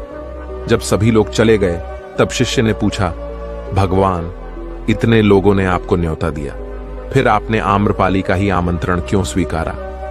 बुद्ध ने कहा, माना वह गणिका थी, लेकिन पश्चाताप की अग्नि में तपकर वह निर्मल हो चुकी है। यदि कोई व्यक्ति इस निर्मलता को प्राप्त कर ले तो वह उनसे भी श्रेष्ठ हो जाता है, जो ऐसे किसी घृणित कर्म में लीन न रहे हों। ऐसे व्यक्ति का आमंत्रण स्वीकारने में संकोच नहीं होना चाहिए। कोई व्यक्ति जब तक बुरे कामों में संलग्न रहता है तब तक उससे दूरी रहे तो ठीक है, लेकिन जो बुरे कामों को छोड़ दे उसे स्वीकार करने में संकोच नहीं करना चाहिए। इससे उसकी अच्छाई की ओर बढ़ने की भावना को बल मिलता है। गौबुद्ध के जीवन की एक घटना है। उन्होंने नियम बना रखा था कि वे अपने संघ में स्त्रियों को स्थान नहीं देंगे। स्त्रियों के लिए भिक्षु होने की दीक्षा उन्होंने वर्जित कर रखी थी। एक समय गौतम बुद्ध एक गांव में ठहरे हुए थे। वहां महाप्रजापति गौतमी उनके पास पहुंची। उन्होंने बुद्ध से कहा, आप स्त्रियों को भी दीक्षा दें, किंतु बुद्ध ने अस्वीकार कर दिया। अनेक स्त्रियां इकट्ठी हुईं और उन्होंने विचार किया कि कैसे गौतम बुद्ध से स्वीकृति प्राप्त की जाए।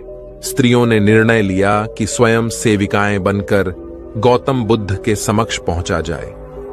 गौतमी ने अपने बाल काटे, भिक्षु के वस्त्र पहने और अनेक स्त्रियों के साथ बुद्ध के सामने पहुंच गई। उनकी यह मांग थी कि स्त्रियों को भी दीक्षा दी जाए। बुद्ध ने उनकी बात को स्वीकार नहीं किया।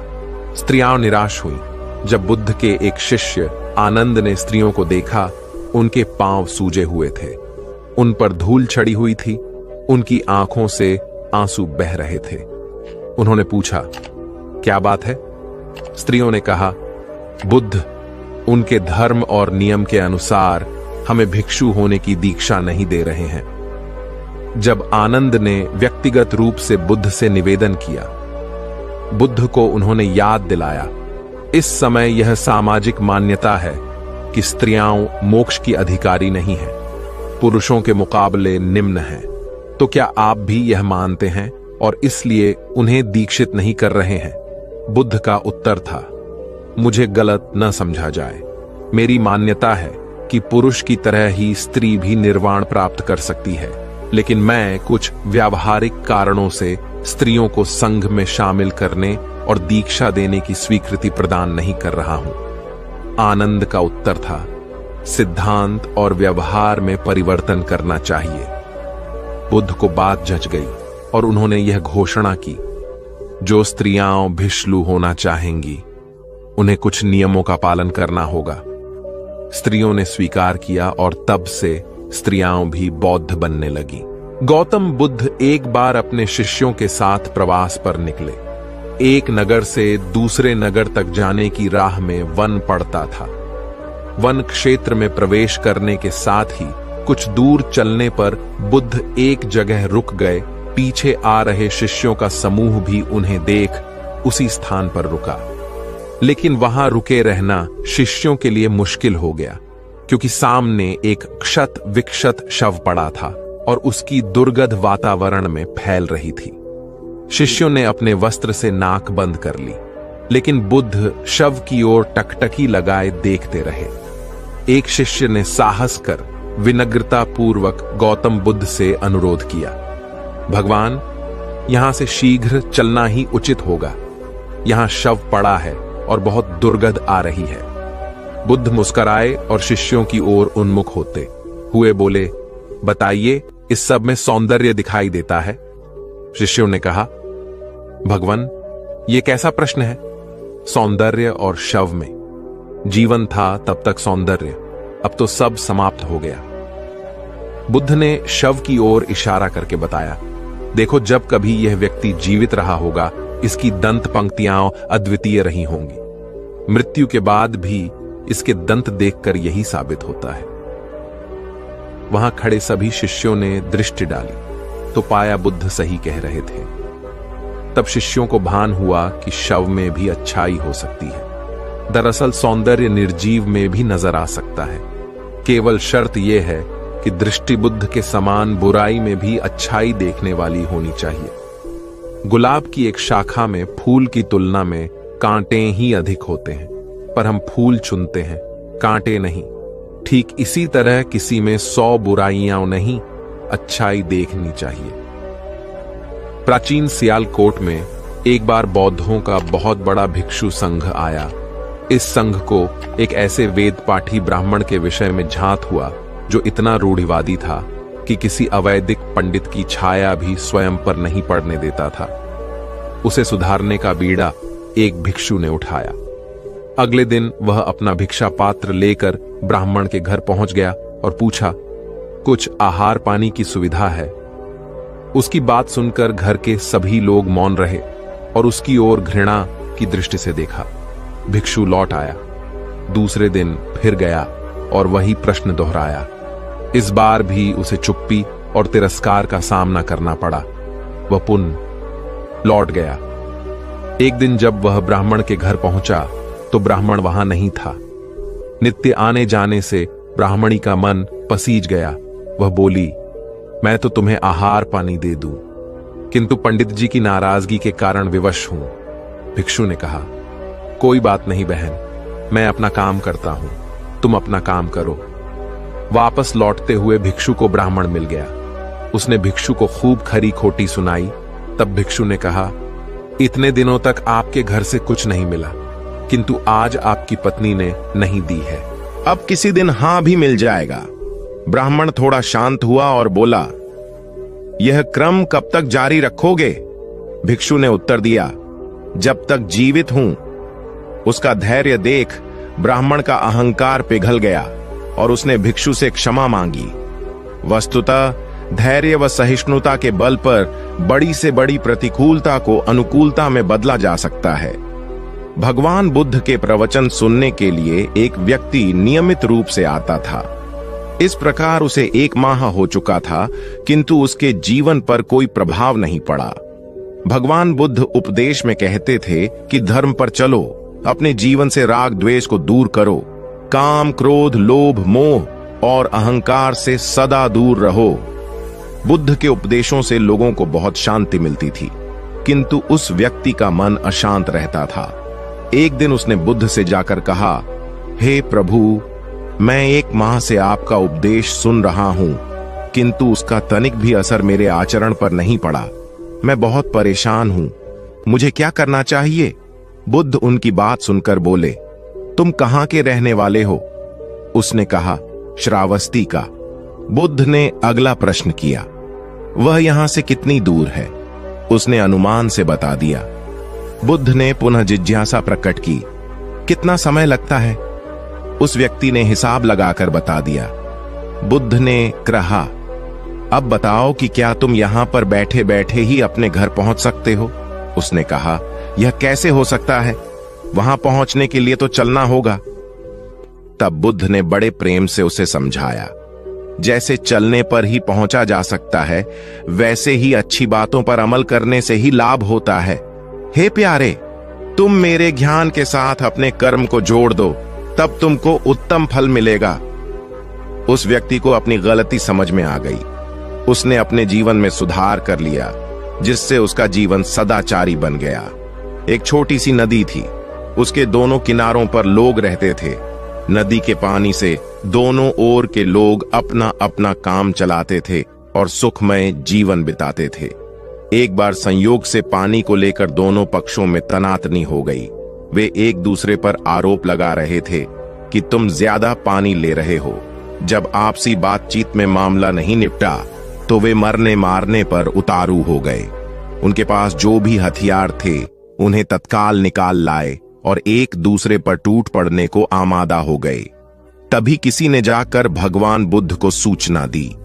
उन्होंने दोनों पक्षों के प्रतिनिधियों को बुलाया और तकरार का कारण पूछा। दोनों प्रतिनिधियों ने अपना अपना पक्ष रखा। बुद्ध ने दोनों की बातें सुनी और मुस्कुराकर कहा, तो तुम लोग क्या करोगे? दोनों प्रतिनिधियों ने आवेश में आकर कहा, हम खून की नदियां बहा देंगे। भगवान बुद्ध ने कहा, तो तुम्हें खून चाहिए?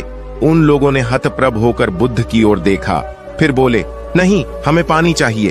भगवान बुद्ध ने कहा, तो तुम्हें खून चाहिए? उन लोगों ने हतप्रभ होकर बुद्ध की ओर देखा, फिर बोले, नहीं, हमें पानी चाहिए।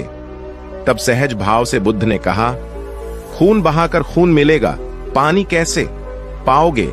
कुछ ठहर कर आगे बुद्ध बोले, याद रखो, हिंसा हिंसा को बढ़ाती है, बैर बैर को बढ़ाता है। नदी से ही सीख लो कि वह किसी से लड़ती नहीं, वह निश्चल भाव से अपने जल का सभी के लिए दान करती है। बुद्ध के शब्दों ने जादू जैसा काम किया और दोनों पक्षों की समस्या का सहज रूप से समाधान हो गया। दोनों पक्ष मिल बांटकर पानी का उपयोग करने लगे। कुल बुद्ध एक दिन वैशाली में प्रवचन दे रहे थे।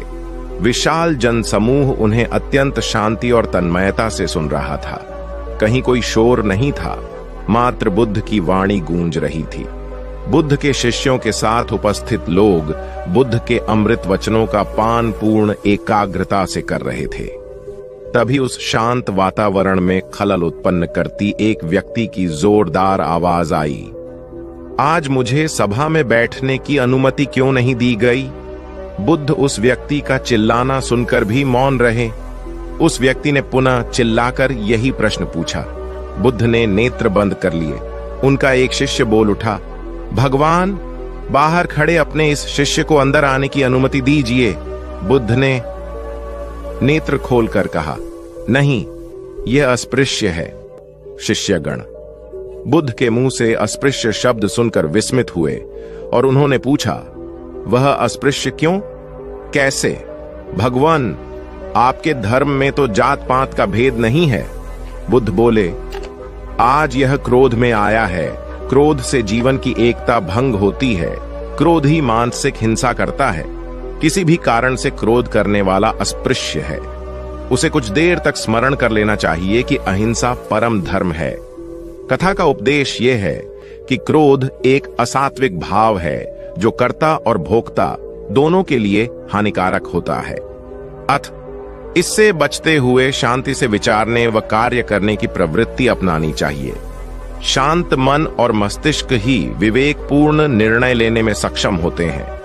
बौद्ध संघ के एक भिक्षु को कोई गंभीर रोग हो गया। उसकी हालत इतनी खराब हो गई कि वह चल फिर भी नहीं सकता था और मल मूत्र में लिपटा पड़ा रहता था। उसकी यह हालत देख उसके साथी भिक्षु भी उसके पास नहीं आते और घृणा से मुंह फेरकर आसपास से निकल जाते थे। कुछ दिनों बाद बुद्ध को यह बात पता चली तो वे तत्काल अपने प्रिय शिष्य आनंद के साथ उस भिक्षु के पास पहुंचे। उसकी दयनीय दशा से उन्हें घोर कष्ट हुआ।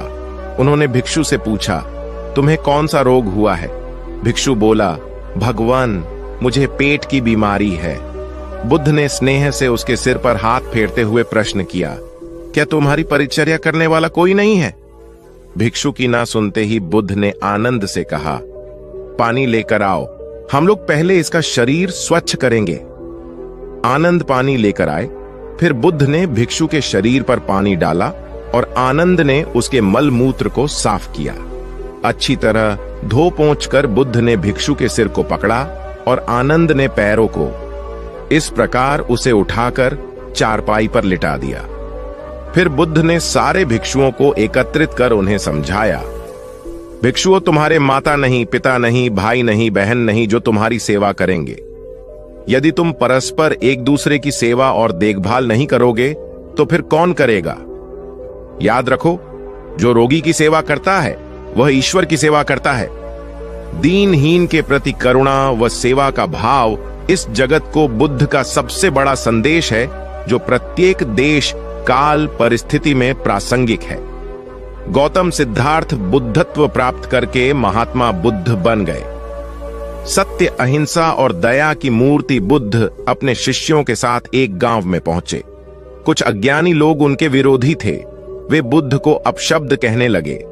बुद्ध के शिष्यों को बहुत बुरा लगा, मगर बुद्ध ने उन्हें समझाया, ये लोग तो केवल अपशब्द ही कह रहे हैं। अगर ये पत्थर भी मार रहे होते तो भी मैं कहता कि मारने दो। मैं जानता हूं कि ये लोग कुछ कहना चाहते हैं, लेकिन क्रोध के मारे वह कह नहीं पा रहे हैं। 10 साल पहले यदि यही लोग मुझे गाली देते तो मैं इन्हें भी गाली देता, लेकिन अब तो लेन देन से मुक्ति मिल चुकी है। क्रोध से अपशब्द निकलते हैं। यहां तो क्रोध भवन कब का ढह चुका है। अपशब्द कहने वाले बड़ी मुश्किल में पड़ गए। तभी बुद्ध ने अपने शिष्यों से पूछा, इस गांव में कुछ लोग अपशब्द कह रहे हैं, इन्हें बताओ कि वहां के लोग फल और मिठाइयां लेकर आए थे। बुद्ध ने पूछा, फिर मैंने क्या किया था? शिष्यों ने बताया, आपने सारे फल और मिठाइयां यह कहकर वापस कर दी कि अब लेने वाला विदा हो चुका है, इन्हें वापस ले जाओ। आपने कहा था कि 10 साल पहले आते तो मैं सारे उपहार ले लेता। बुद्ध ने पूछा, फिर उन लोगों ने मिठाइयों का क्या किया होगा? शिष्यों ने बताया, गांव में बांट दी होगी। बुद्ध बोले, उन लोगों ने मिठाइयां गांव में बांट दी, लेकिन मैं उन लोगों से कहूंगा कि अपशब्द में न बांटें। बुद्ध फिर बोले, ये लोग अपशब्दों के थाल सजाकर लाए हैं, लेकिन ये गलत आदमी के पास आ गए हैं। ये मुझसे क्रोध नहीं करवा सकते। ठीक खूंटी की तरह जो किसी को नहीं टांगती, लोग उस पर वस्त्र टांग देते हैं। एक बार जैतवन के सभी ग्रामवासी भगवान बुद्ध के दर्शन करने और उपदेश सुनने के लिए एकत्र हुए। उस समय महाकश्यप, मौदगल्यायन, सारिपुत्र, चुंद और देवदत्त जैसे प्रबुद्ध जन बुद्ध के साथ धर्म विषय गंभीर चर्चा में तन्मय थे। ग्रामवासी थोड़ा ठिठक कर खड़े हो गए, क्योंकि इतने ज्ञानी जनों के बीच उन सभी को असहज सा महसूस हो रहा था। कुछ देर बाद बुद्ध की दृष्टि इन ग्रामवासियों पर पड़ी। उन्होंने तुरंत धर्म चर्चा रोक दी। प्रबुद्ध जन बुद्ध के इस व्यवहार पर चकित हो उठे और प्रश्नात्मक दृष्टि से उनको ओर देखा। बुद्ध अनाथ पिंडक नामक जिज्ञासु से बोले, भद्र, उठो, सामने ब्राह्मण मंडली खड़ी है, उन्हें आसन दो और आतिथ्य की सामग्री ले आओ। अनाथ पिंडक ने पीछे मुड़कर देखा तो उसे ब्राह्मण मंडली तो कहीं नहीं दिखी। मैले कुचैले या फटे वस्त्रों में खड़े ग्रामवासियों का झुंड दिखाई दिया। पिंडक ने शक्ति स्वर में कहा, देव, उन लोगों में एक भी ब्राह्मण नहीं है। ये सभी तो निम्न जाति के हैं, कई तो इनमें शूद्र हैं। बुद्ध गंभीर होकर बोले, पिंडक, जो व्यक्ति सदा श्रद्धावान है वह ब्राह्मण ही है। ये लोग प्रयोजन के लिए भावयुक्त होकर आए हैं, इसलिए इस समय तो ये ब्राह्मण ही हैं। अत तुम इनका समुचित सत्कार करो। कथा का इंगित यह है कि व्यक्ति जन्म से नहीं कर्म से ब्राह्मण होता है।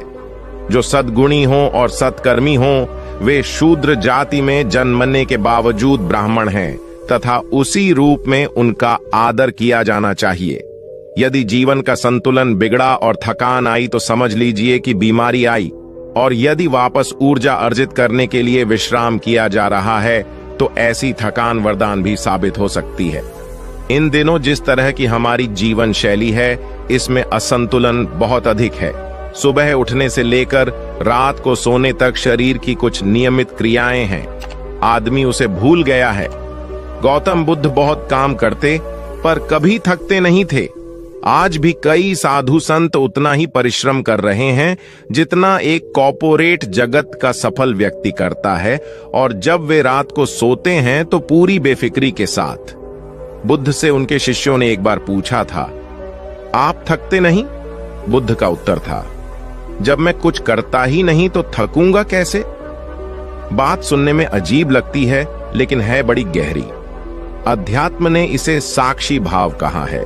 स्वयं को करते हुए देखना, यह वह स्थिति होती है जब तन सक्रिय और मन विश्राम की मुद्रा में होता है।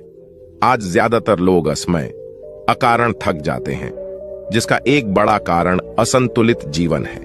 एक होता है थकान को महसूस करना और दूसरा है स्वाभाविक थकान, जिस समय आपकी रुचियों, इच्छाओं और मूल स्वभाव में धीमापन आने लगे, अकारण चिड़चिड़ाहट हो जाए। समझ लें कि यह थकान बीमारी है।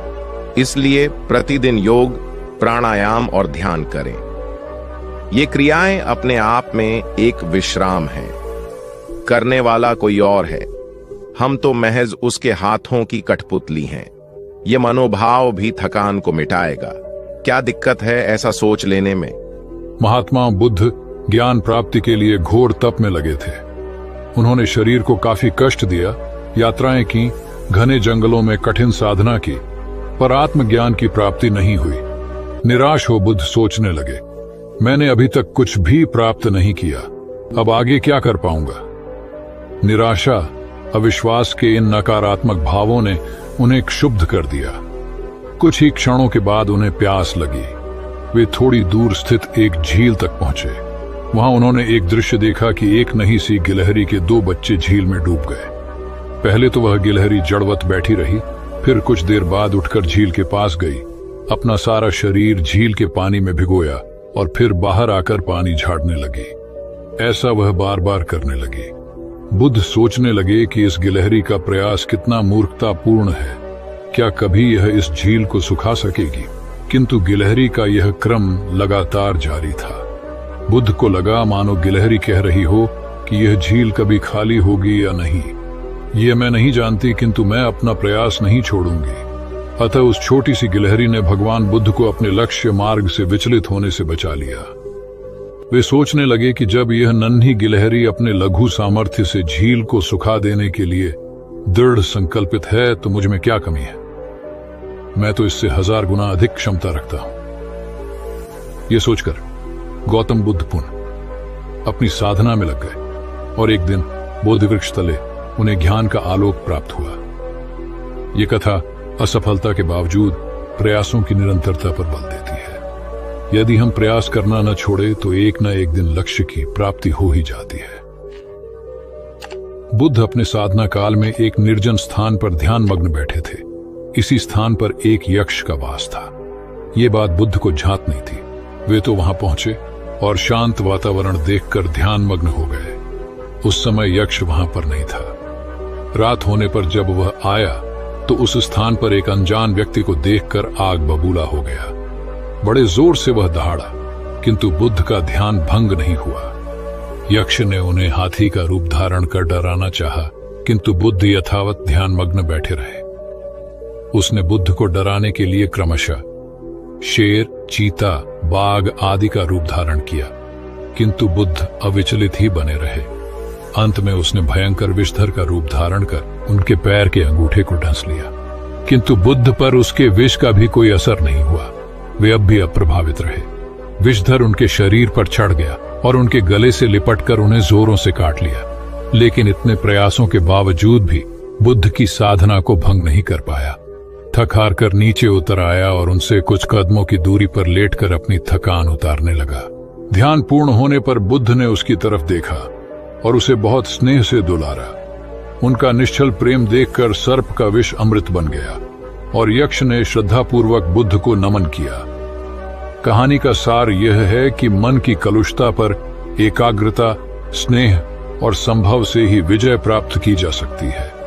बौद्ध भिक्षु बोधि धर्म भ्रमण करते हुए एक गांव में पहुंचे। लोग उनका बहुत आदर करते थे।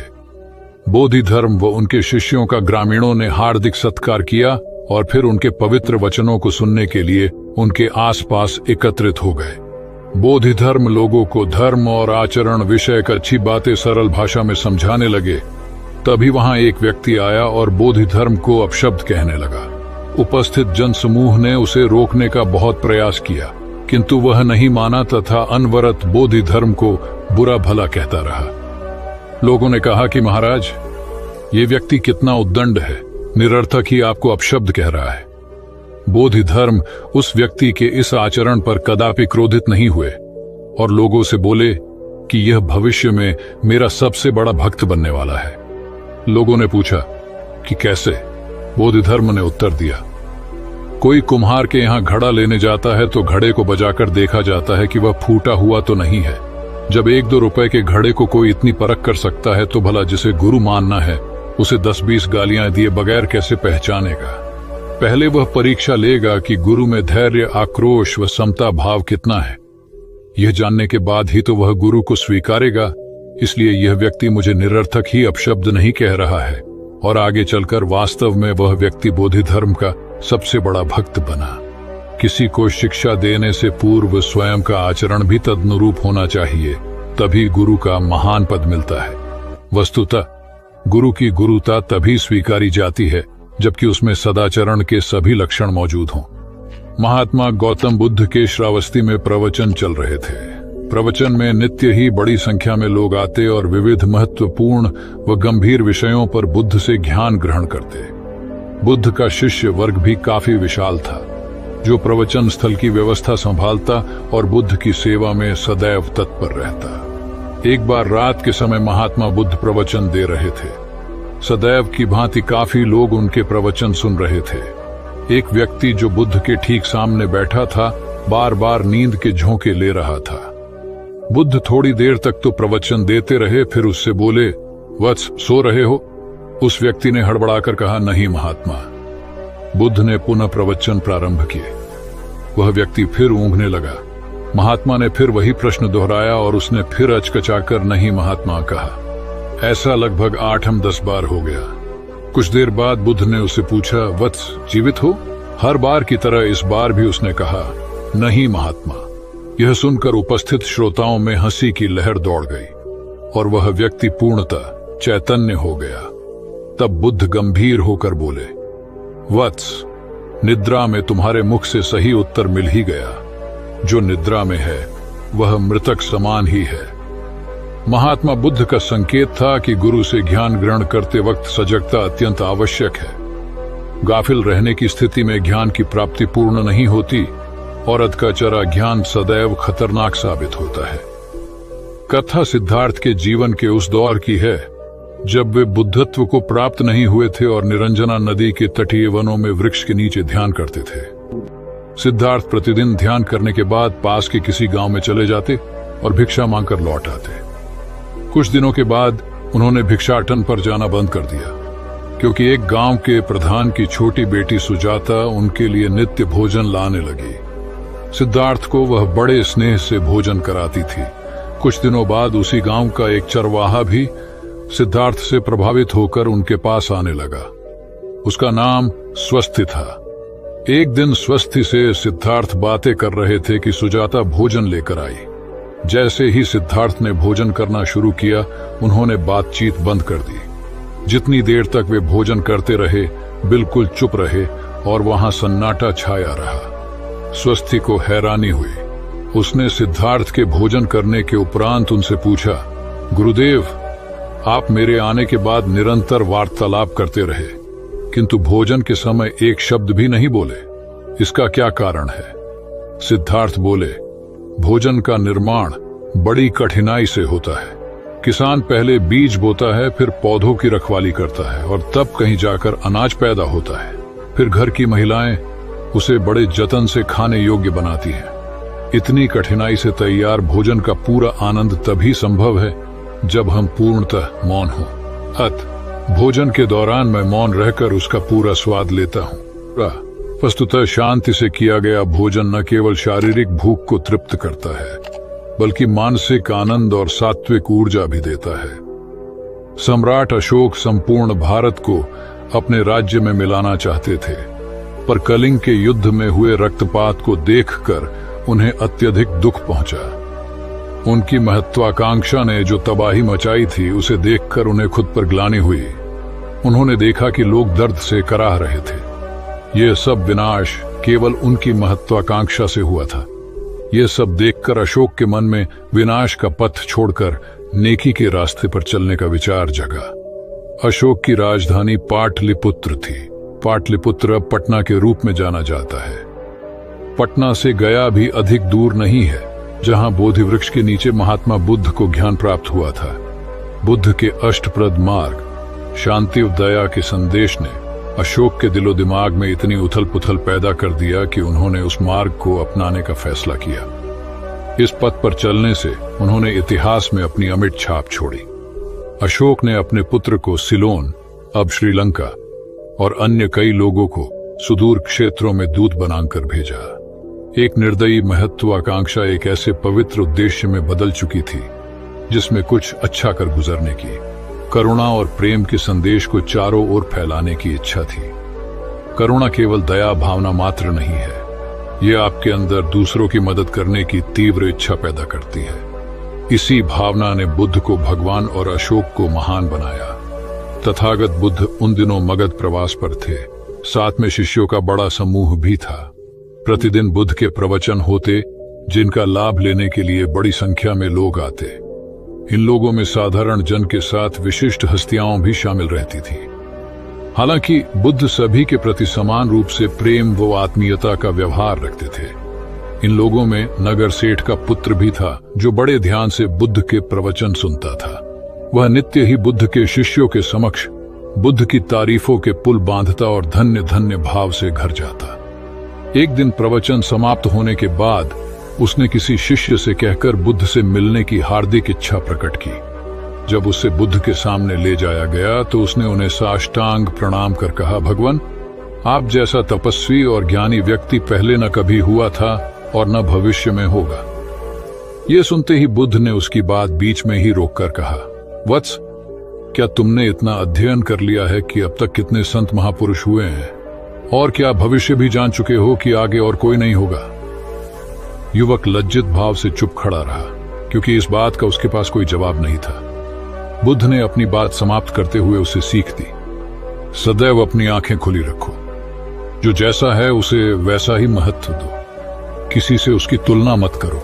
कथा का सार यह है कि किसी भी क्षेत्र के अधिकारी विद्वान की स्वतंत्र रूप से प्रशंसा करना उचित है, किंतु सर्वश्रेष्ठ बताना अनुचित, क्योंकि श्रेष्ठता को व्यक्ति, समय व स्थान की सीमाओं में नहीं बांधा जा सकता। आनंद भगवान बुद्ध के प्रमुख व प्रिय शिष्य थे। उनके स्वभाव में उदारता, स्नेह व सहिष्णुता जैसे गुण शामिल थे। वे सभी के प्रति समान व्यवहार करते थे। उनकी दृष्टि में कोई छोटा या बड़ा नहीं था। एक बार आनंद कहीं जा रहे थे। रास्ते में उन्हें बड़े जोर की प्यास लगी। आसपास देखा तो निकट ही कुआं दिखाई दिया। वे वहां पहुंचे। कुएं से एक लड़की पानी भर रही थी। आनंद ने उसके पास जाकर कहा, बहन, मैं बड़ी दूर से आ रहा हूं, मुझे बहुत जोर से प्यास लगी है, कृपा कर पानी पिला दो। उनकी बात सुनते ही लड़की कांप उठी, क्योंकि वह अछूत जाति की थी।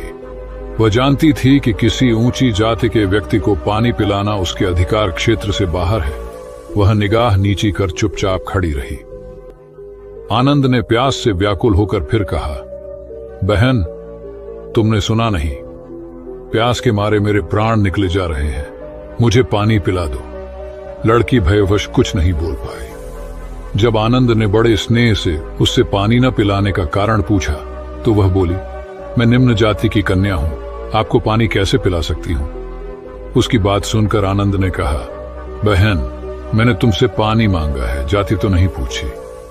आनंद की उदारता ने उस कन्या का भय दूर कर दिया और उन्हें पानी पिलाकर वह धन्य हो गई। कथा का सार यह है कि ईश्वर की दृष्टि सम होने के कारण उसने सभी मनुष्यों को समान शरीर, बुद्धि और भावना से नवाजा है। अपने सृष्टिकर्ता के विरुद्ध जाकर मानव मानव में भेद करना सर्वथा अनुचित है। एक बार भगवान बुद्ध अपने शिष्यों के साथ पाटलिपुत्र पहुंचे। सभी लोग एक विहार में रुके। भोजन के बाद बुद्ध ने आनंद से अगले दिन से प्रवचन आरंभ करने को कहा। अगले दिन बुद्ध का प्रवचन सुनने बड़ी संख्या में लोग उपस्थित थे। बुद्ध प्रवचन देने के बाद लोगों से मिलते, उनकी समस्याएं सुनते और नेक सलाह देते। एक दिन प्रवचन के समय बुद्ध के शिष्य आनंद ने उनसे पूछा, भंते, आपके सामने हजारों लोग बैठे हैं, बताइए कि इनमें सबसे सुखी कौन है? बुद्ध ने एक विहंगम दृष्टि भीड़ पर डालते हुए कहा, वह देखो, सबसे पीछे एक दुबला पतला फटे वस्त्र पहने जो आदमी बैठा है, वह सर्वाधिक सुखी है। आनंद सहमत नहीं हुआ। वह बोला, यह कैसे संभव है? वह तो बहुत दयनीय जान पड़ता है। बुद्ध ने अपनी बात सिद्ध करने के लिए बारी बारी से सामने बैठे लोगों से पूछा, तुम्हें क्या चाहिए? किसी ने संतान मांगी तो किसी ने मकान, कोई रोग मुक्ति चाहता था तो कोई अपने शत्रु पर विजय। ऐसा एक भी व्यक्ति नहीं था जिसे कोई इच्छा न हो। अंत में बुद्ध ने उस फटेहाल आदमी को बुलाकर पूछा, तुम्हें क्या चाहिए? उसने हाथ जोड़कर जवाब दिया, कुछ नहीं। यदि ईश्वर को मुझे कुछ देना ही है तो बस इतना कर दें कि मेरे अंदर कभी कोई चाह पैदा ना हो। मैं ऐसे ही स्वयं को सबसे बड़ा सुखी मानता हूं। उसकी बात सुनकर आनंद से बुद्ध ने कहा, आनंद, जहां चाह है वहां सुख नहीं हो सकता। आनंद ने बुद्ध की इस शिक्षा को सदा के लिए गांठ बांध लिया। सार यह है कि लालसा से लोभ बढ़ता है, जो असंतोष का जनक होता है। यदि सही अर्थों में सुख पाना है तो किसी लालसा की बजाय उपलब्ध स्थितियों में संतुष्ट रहना चाहिए। गौतम बुद्ध ने बहुत से अज्ञानी लोगों को सम्यक दृष्टि प्रदान की थी। तब को बात है, कौसाम्बी में एक ब्रह्मचारी रहता था। उसे अभिमान था कि उस जैसा कोई विद्वान नहीं है, इसलिए अपने साथ सदैव जलती मशाल रखता था। गौतम बुद्ध ने देखा तो उसे पूछा, अरे, ये मशाल लिए क्यों घूमते हो? ब्रह्मचारी ने उत्तर दिया, सभी प्राणी अंधकार और अज्ञान में पथश्रष्ट हैं, उन्हें रास्ता दिखाने के लिए मशाल लिए घूमता हूं। तथागत ने पूछा, क्या तुम्हें 4 प्रकार की विद्याओं, शब्द विद्या, नक्षत्र विद्या, राज विद्या व युद्ध विद्या का पूर्ण ज्ञान है? ब्रह्मचारी ने अपनी अनभिज्ञता प्रकट करते हुए मशाल फेंककर तथागत के चरणों में मस्तक झुका दिया। उसका ज्ञान गर्व चूर हो गया। जो दूसरों को मूर्ख समझकर उनसे घृणा करता है, वो उस व्यक्ति की तरह है जो स्वयं अंधा होकर दूसरों को मशाल दिखाता घूमता है। अहंकारी कभी विवेकवान नहीं हो सकता और बिना विवेक के सत असत का ज्ञान नहीं हो सकता। अंततः ऐसे विवेकांत व्यक्ति को जीवन में कोई उपलब्धि प्राप्त नहीं होती, हताशा ही हाथ लगती है। काशाय वस्त्र पहन लिए। उसने सुना, आप एकाहारी हो गए हैं, वह भी एकाहारी हो गई। आपने उत्तम पलंग पर सोना त्याग दिया है तो इसने भी त्याग दिया। आपने माला का त्याग किया, गंध का त्याग किया तो इसने भी वह सब त्याग दिया। मायके वाले इसे संदेश भेजते हैं, वे इसे ले जाना चाहते हैं, लेकिन यह यहीं रहती है, इसी कक्ष में। यह गुण की मूर्ति है। राजा स्नेह से अपनी बहू को देखते रहे। अचानक तथागत उठे, उस कक्ष से बाहर चले गए। शाक्य मुनि ने शिष्यों को शांत रहने को कहा था, लेकिन वे स्वयं उस कक्ष से बाहर चले गए। मैं हमेशा सोचता हूं, उस पल क्या हुआ होगा, उनके मन के भीतर कैसे कैसे विचार उठते होंगे। क्या संबोधि एक लघु क्षण होता है या दीर्घ क्षण? क्या संबोधि एक अनंत अभ्यास है? क्या संयम उसका गरुड़यान है? धम्मपद का 13वां श्लोक बार बार याद आता है। यथागारम दुछेन बुट्टी समति विभजती एवं अभावितम चित्तम राघो समति विभजती। घर की छत मजबूत न हो, सही तरह से उसे घास फूस से ढका न गया हो, तो बरसात के दिनों में उसमें से पानी रिसता है, घर भर में फैल जाता है। उसी तरह ध्यान और एकाग्रता हमारे व्यक्तित्व की छत है। एक दिन एक व्यक्ति बुद्ध के पास पहुंचा। वह बहुत अधिक तनाव में था। अनेक प्रश्न उसके दिमाग में घूम घूम कर उसे परेशान कर रहे थे, जैसे आत्मा क्या है, आदमी मृत्यु के बाद कहां जाता है, सृष्टि का निर्माता कौन है, स्वर्ग नरक की अवधारणा कहां तक सच है और ईश्वर है या नहीं। उसे इन प्रश्नों के उत्तर नहीं मिल रहे थे। जब वह बुद्ध के पास पहुंचा तो उसने देखा कि बुद्ध को कई लोग घेर कर बैठे हैं। बुद्ध उन सभी के प्रश्नों व जिज्ञासाओं का समाधान अत्यंत सहज भाव से कर रहे हैं। काफी देर तक यह क्रम चलता रहा, किंतु बुद्ध धैर्यपूर्वक हर एक को संतुष्ट करते रहे। बेचारा व्यक्ति वहां का हाल देखकर परेशान हो गया। उसने सोचा कि इन्हें दुनियादारी के मामलों में पड़ने से क्या लाभ, अपना भगवत भजन करें और बुनियादी समस्याओं से ग्रस्त इन लोगों को भगाए। किंतु बुद्ध का व्यवहार देखकर तो ऐसा लग रहा था मानो इन लोगों का दुख उनका अपना दुख है। आखिर उस व्यक्ति ने पूछ ही लिया, महाराज, आपको इन सांसारिक बातों से क्या लेना देना? बुद्ध बोले, मैं ज्ञानी नहीं हूं और इंसान हूं। वैसे भी वह ज्ञान किस काम का जो इतना घमंडी और आत्म केंद्रित हो कि अपने अतिरिक्त दूसरे की चिंता ही न कर सके। ऐसा ज्ञान तो अज्ञान से भी बुरा है। बुद्ध की बातें सुनकर व्यक्ति को उलझन दूर हो गई। उस दिन से उसकी सोच व आचरण दोनों बदल गए। कथा का सार यह है कि ज्ञान तभी सार्थक होता है जब वह लोक कल्याण में संलग्न हो। महात्मा बुद्ध ने युवक को सत्संग का महत्व समझाया। महात्मा बुद्ध एक गांव में ठहरे हुए थे। वे प्रतिदिन शाम को वहां पर सत्संग करते थे।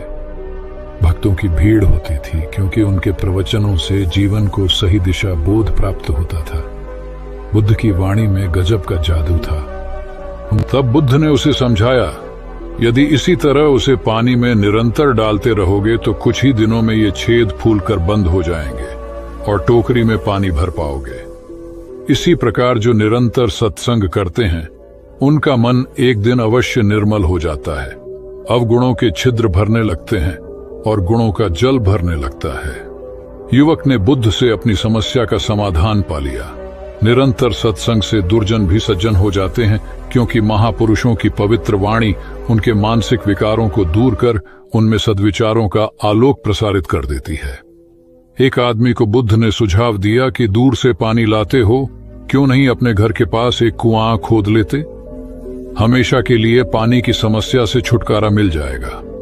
सलाह मानकर उस आदमी ने कुआं खोदना शुरू किया, लेकिन 7-8 फीट खोदने के बाद उसे पानी तो क्या, गीली मिट्टी का भी चिन्ह नहीं मिला। उसने वह जगह छोड़कर दूसरी जगह खुदाई शुरू की, लेकिन 10 फीट खोदने के बाद भी उसमें पानी नहीं निकला। उसने फिर तीसरी जगह कुआं खोदना शुरू किया, लेकिन यहां भी उसे निराशा ही हाथ लगी। इस क्रम में उसने 8-10 फीट के 10 कुएं खोद डाले, लेकिन पानी कहीं नहीं मिला। वह निराश होकर बुद्ध के पास गया। उसने बुद्ध को बताया कि मैंने 10 कुएं खोद डाले, मगर पानी एक में भी नहीं निकला। बुद्ध को आश्चर्य हुआ। वे स्वयं चलकर उस स्थान पर आए जहां उसने 10 गड्ढे खोदे हुए थे। बुद्ध ने उन गड्ढों की गहराई देखी और सारा माजरा समझ गए। फिर वे बोले, 10 कुएं खोदने की बजाय एक कुएं में ही तुम अपना सारा परिश्रम लगाते तो पानी कब का मिल गया होता। तुम सब गड्ढों को बंद कर दो, केवल एक को गहरा करते जाओ, पानी निकल आएगा। उसने बुद्ध को बात मानकर ऐसा ही किया। परिणाम स्वरूप कुआं पूर्ण होते ही पानी निकल आया। सबने भगवान बुद्ध की जय जयकार की। धन्ना सेठ के पास 7 पुश्तों के पालन पोषण जितना धन था। उसका व्यापार चारों तरफ फैला हुआ था, किंतु फिर भी उसका मन अशांत रहता था। कभी धन की सुरक्षा की चिंता, तो कभी व्यापारिक प्रतिस्पर्धा में आगे निकलने का तनाव। चिंता और तनाव के कारण वह अस्वस्थ रहने लगा। उसके मित्र ने उसकी गिरती दशा देखी तो उसे बुद्ध के पास जाने की सलाह दी। सेठ बुद्ध के पास पहुंचा और अपनी समस्या बताई। बुद्ध ने उसे सांत्वना देते हुए कहा, तुम घबराओ मत, तुम्हारा कष्ट अवश्य दूर होगा। बस तुम यहाँ कुछ दिन रहकर प्रभु का ध्यान किया करो। बुद्ध के कहे अनुसार सेठ ने रोज ध्यान करना शुरू कर दिया, किंतु सेठ का मन ध्यान में नहीं लगा। वह जैसे ही ध्यान करने बैठता, उसका मन फिर अपनी दुनिया में चला जाता। उसने बुद्ध को यह बात बताई, किंतु बुद्ध ने कोई उपाय नहीं बताया। थोड़ी देर बाद जब सेठ बुद्ध के साथ वन में सायंकालीन भ्रमण कर रहा था तो उसके पैर में एक कांटा चुभ गया। वह दर्द के मारे कराहने लगा। बुद्ध ने कहा, बेहतर होगा कि तुम जी कड़ाकर कांटे को निकाल दो, तब इस दर्द से मुक्ति मिल जाएगी। सेठ ने मन कड़ाकर कांटा निकाल दिया। उसे चैन मिल गया। तब बुद्ध ने उसे समझाया, ऐसे ही लोभ, मोह, क्रोध, घमंड व द्वेष के कांटे तुम्हारे मन में गड़े हैं। जब तक अपने मन की संकल्प शक्ति से उन्हें नहीं निकालोगे, अशांत ही रहोगे। सेठ का अज्ञान बुद्ध के इन शब्दों से दूर हो गया और उसने निर्मल हृदय की राह पकड़ ली। अपनी कुप्रवृत्तियों से मुक्ति के लिए संकल्पबद्धता अनिवार्य है। जब तक व्यक्ति दृढ़ निश्चय न कर ले, वह अपनी गलत आदतों से मुक्त नहीं हो सकता। बुद्ध की शिक्षा से गांव का उद्धार हुआ। एक युवक ने बुद्ध से आकर कहा, मेरा गांव अशिक्षित है। मैं अपने परिवार से झगड़कर थोड़ा बहुत पढ़ पाया हूं। आगे और पढ़ना चाहता हूं, किंतु सभी रोक रहे हैं। घर के लोग सोचते हैं कि खेती में खूब पैसा है और उसके लिए किसी शिक्षा की आवश्यकता नहीं है। यही सोच गांव वालों की भी है। कृपया आप मेरे गांव चलकर वहां शिक्षा का प्रसार करवाइए। बुद्ध युवक की बात मानकर गांव आ गए। धर्मभीरू ग्रामीणों ने बुद्ध का सत्कार किया और रोज उनके प्रवचन सुनने आने लगे। बुद्ध जब भी शिक्षा का महत्व बताते, ग्रामीण विरोधी मत रखते। एक दिन एक महिला अपने 5 साल के बच्चे के लिए पूछने लगी कि उसे किस उम्र से शिक्षा दिलवाए। तब बुद्ध ने समझाया कि तुम्हें तो 5 वर्ष पूर्व उसकी शिक्षा शुरू कर देनी थी। उसे क्या खाना है, क्या नहीं, कैसे क्या बोलना है आदि बातें शुरू से सिखाओगी, तभी तो वह अपना उचित ख्याल रख सकेगा। बुद्ध की यह बात महिला सहित सभी ग्रामीणों को समझ में आ गई। उन्होंने अपने बच्चों को विद्यालय भेजना शुरू किया। यह समय वर्षा का था। युवक ने लोगों को जल संग्रहण की तकनीक बताई। अधिकांश ने उपहास किया, किंतु युवक अपना काम करता रहा। बुद्ध का सहयोग प्राप्त था, इसलिए किसी ने उसका खुलकर विरोध नहीं किया। जब गर्मी में भीषण जल संकट के कारण फसलें सूखने लगीं, तो युवक ने कुएं खुदवाए, जिनमें जल संग्रहण की तकनीक के कारण खूब पानी निकला। ग्रामीण अब शिक्षा का महत्व समझ चुके थे। धीरे धीरे संपूर्ण गांव शिक्षित हो गया। ज्ञान हर उम्र में अर्जित किया जा सकता है। यही ज्ञान हमें जीवन में आने वाली समस्याओं के समाधान की राह सुझाता है। एक गांव में 2 भाई रहते थे जो अपनी शैतानियों के लिए कुख्यात थे। उन्हें दूसरों को परेशान करने में बड़ा आनंद आता था। वे हर समय किसी न किसी को परेशान करने में लगे रहते थे। गांव के लोगों के साथ साथ उनके माता पिता भी उनकी ऐसी हरकतों के कारण बहुत दुखी थे। जब गांव का कोई व्यक्ति उनके माता पिता के पास उनकी शिकायत लेकर आता, तो वे दोनों को बहुत समझाते, किंतु दोनों भाइयों के कानों पर जूं तक नहीं रेंगती। एक दिन उनकी मां गांव में आए हुए महात्मा बुद्ध के पास गई और अपने बच्चों में किसी भी तरह ईश्वर का भय भर देने का आग्रह किया, ताकि वे लोग शैतानी से बाज आए। महात्मा बुद्ध ने मां से दोनों को एक एक करके उनके पास भेजने को कहा। मां ने अपने पहले लड़के को महात्मा बुद्ध के पास भेजा। वह जाकर महात्मा बुद्ध के पास बैठ गया। महात्मा बुद्ध ने उससे पूछा, ईश्वर कहाँ है? लड़के की कुछ समझ में नहीं आया और उसने कोई उत्तर नहीं दिया। तब महात्मा बुद्ध ने दोबारा यही सवाल कड़क कर पूछा, तो डर के मारे लड़का वहां से तेजी से भागा और भागते हुए अपने भाई के पास जा पहुंचा तथा बोला, भाई, तुम्हें पता है ईश्वर खो गया है और सब लोग इसके लिए हमें ही जिम्मेदार समझ रहे हैं। छोटा भाई भी इतना बड़ा आरोप सुनकर डर गया और उस दिन से दोनों ने शैतानी करना छोड़ दिया। कथा का सार यह है कि जब सीधे मार्ग से सुधार की राह न मिले तो टेढ़े मार्ग का सहारा लेना ही सर्वथा उचित है। सेठ ने बुद्ध से जाना, सच्चा संपन्न होना। एक सेठ निसंतान था। अपार संपत्ति का मालिक होने के बावजूद सेठ का लोभ बरकरार था। संतान न होने का दुख उसे बहुत था और इस कारण वह न जाने कितने फकीर, बाबा और पंडितों के दर पर माथा टेक चुका था, किंतु नतीजा शून्य रहा। एक बार सेठ के नगर में बुद्ध का आगमन हुआ। सेठ ने उनकी बहुत ख्याति सुनी तो अगले ही दिन उनसे मिलने पहुंचा। बुद्ध को अपनी निसंतानता के विषय में बताया तो उन्होंने सेठ के सिर पर हाथ रखकर हार्दिक आशीर्वाद दिया। संयोग की बात कि कुछ ही समय बाद सेठ को संतान सुख प्राप्त हो गया। वह बुद्ध के प्रति आभार भाव से भर उठा। सोचने लगा कि बुद्ध के प्रति उपकार कैसे जताए। विचार करने के उपरांत उसने एक बक्से में बेशकीमती हीरे जवाहरात रखे और बुद्ध के पास पहुंचा। बुद्ध को प्रणाम निवेदित कर सेठ बोला, महाराज, आपकी कृपा से मुझे संतान का मुख देखने को मिला। मैं आपके लिए कुछ करना चाहता हूं, सो यह तुच्छ भेंट लाया हूं। बुद्ध ने हीरे जवाहरात देखते ही अस्वीकार कर दिए। उन्होंने कहा, मेरे लिए धन व्यर्थ है, इसे तुम ही रखो। जब सेठ अधिक आग्रही हुआ तो बुद्ध बोले, मैं निर्धनों से दान नहीं लेता। आश्चर्यचकित सेठ ने कहा, पर मैं तो निर्धन नहीं हूं, अपार धन संपत्ति मेरे पास है। मेरी तिजोरियां सोने चांदी गहनों व जवाहरातों से भरी हुई हैं। रात दिन परिश्रम कर मैं इस संपत्ति को दिन दूनी रात चौगुनी कर रहा हूं, फिर मैं निर्धन कैसे हूं? तब बुद्ध ने समझाया, इसका आशय यह है कि तुम अपनी वर्तमान संपत्ति से तृप्त नहीं हो, और अतृप्त व्यक्ति निर्धन ही तो होता है, क्योंकि सच्चा संपन्न तो वह है जो तृप्त हो। बुद्ध की बातों ने सेठ की आंखें खोल दी। संतोष सबसे बड़ा धन और संतोषी सर्वाधिक धनी होता है, क्योंकि इच्छाओं का अंत निर्लिप्तता की परम सुखमय अवस्था को लाता है। एक बार गौतम बुद्ध से अभय राजकुमार ने प्रश्न किया कि क्या श्रमण गौतम कभी कठोर वचन कहते हैं। उसने सोच रखा था कि नहीं कहने पर वह बताएगा कि एक बार उन्होंने देवदत्त को नरकगामी कहा था, और यदि हां कहे तो उसने पूछा, जा सकता है कि जब आप कठोर शब्दों का प्रयोग करने से स्वयं को रोक नहीं पाते, तब दूसरों को ऐसा उपदेश कैसे देते हैं। बुद्ध ने अभय के प्रश्न का आशय जान लिया। उन्होंने कहा, इसका उत्तर न तो हां में दिया जा सकता है और न नहीं में। अभय की गोद में उस समय एक छोटा बालक था। उसकी ओर इशारा करते हुए बुद्ध ने पूछा, राजकुमार, यदि दाई के अनजाने में यह बालक अपने मुख में कांट का टुकड़ा डाल ले, तब तुम क्या करोगे? मैं उसे निकालने का प्रयास करूंगा। यदि वह आसानी से न निकल सकता हो तो बाएं हाथ से उसका सिर पकड़कर दाहिने हाथ की उंगली को टेढ़ा करके उसे निकालूंगा। यदि खून निकलने लगे तो भी मेरा यही प्रयास रहेगा कि वह कांट का टुकड़ा किसी न किसी तरह बाहर निकल आए।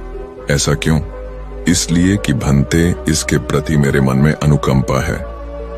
राजकुमार, ठीक इसी तरह तथागत जिस वचन के बारे में जानते हैं कि यह मिथ्या या अनर्थकारी है और उससे दूसरों के हृदय को ठेस पहुंचती है, तब उसका वे कभी उच्चारण नहीं करते, पर इसी तरह जो वचन उन्हें सत्य और हितकारी प्रतीत होते हैं तथा दूसरों को प्रिय लगते हैं, उनका वे सदैव उच्चारण करते हैं।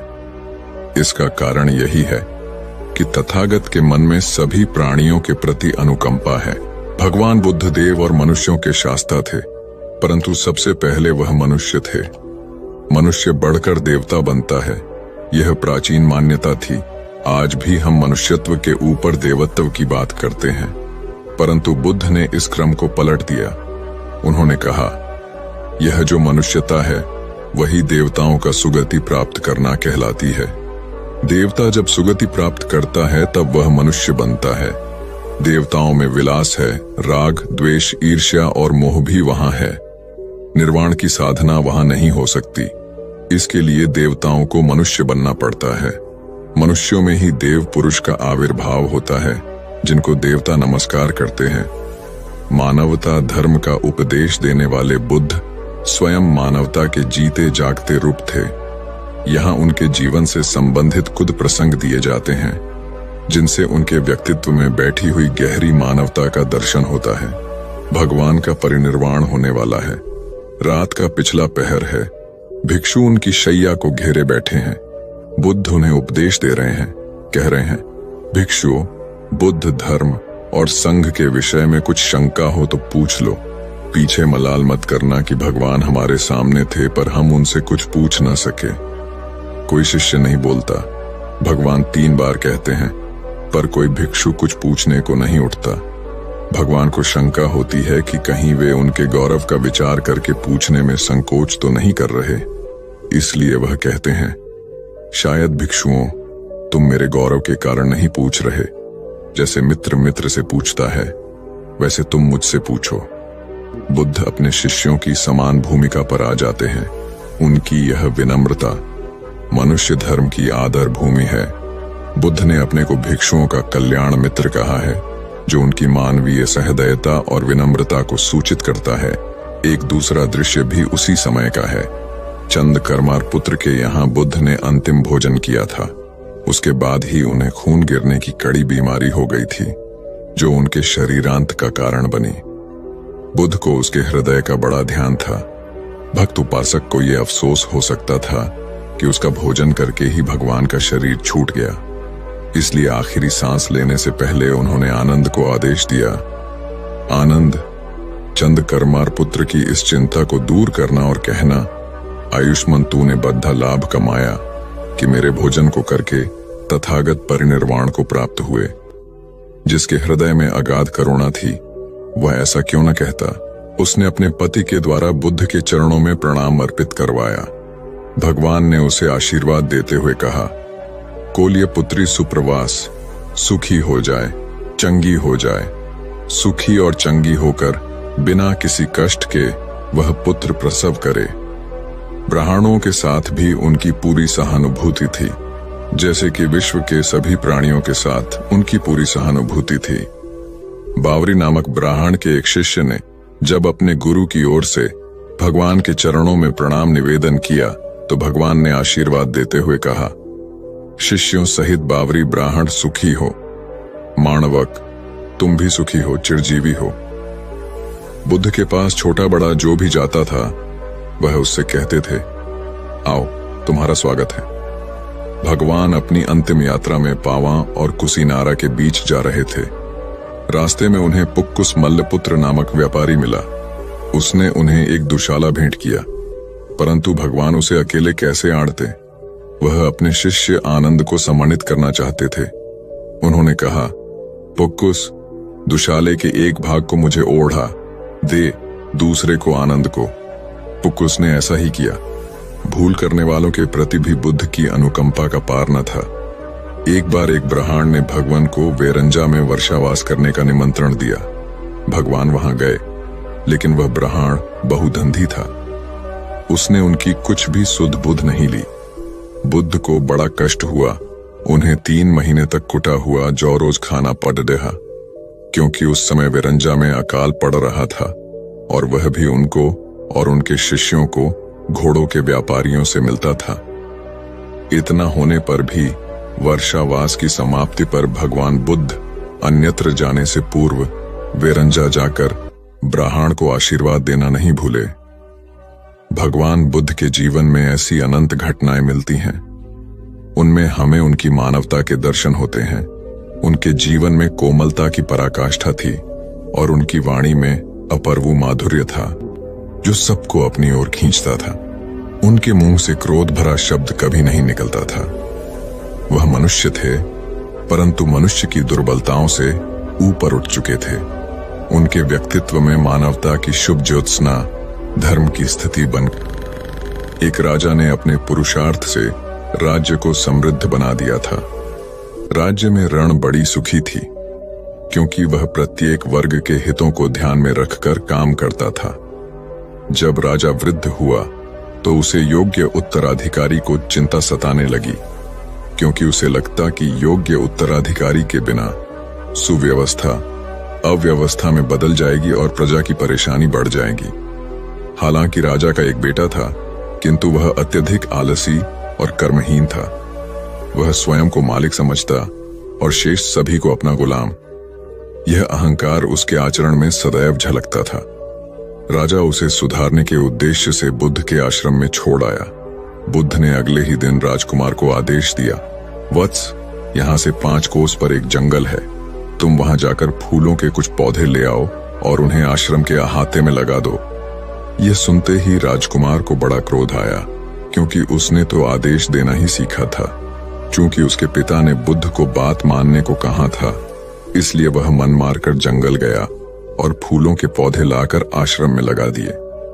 राजकुमार ने उन्हें सींचा और जानवरों से बचाने के लिए उनकी रात दिन रखवाली की। कुछ महीनों में सारा आश्रम भांति भांति के सुंदर फूलों से खिल उठा। राजकुमार अपनी मेहनत का ऐसा फल देखकर बहुत प्रसन्न हुआ। बुद्ध ने उसे शाबाशी देते हुए समझाया, वत्स, याद रखो, जो सोता है उसका भाग्य भी सो जाता है, और जो चलता है उसका भाग्य निरंतर उसके साथ चलता है।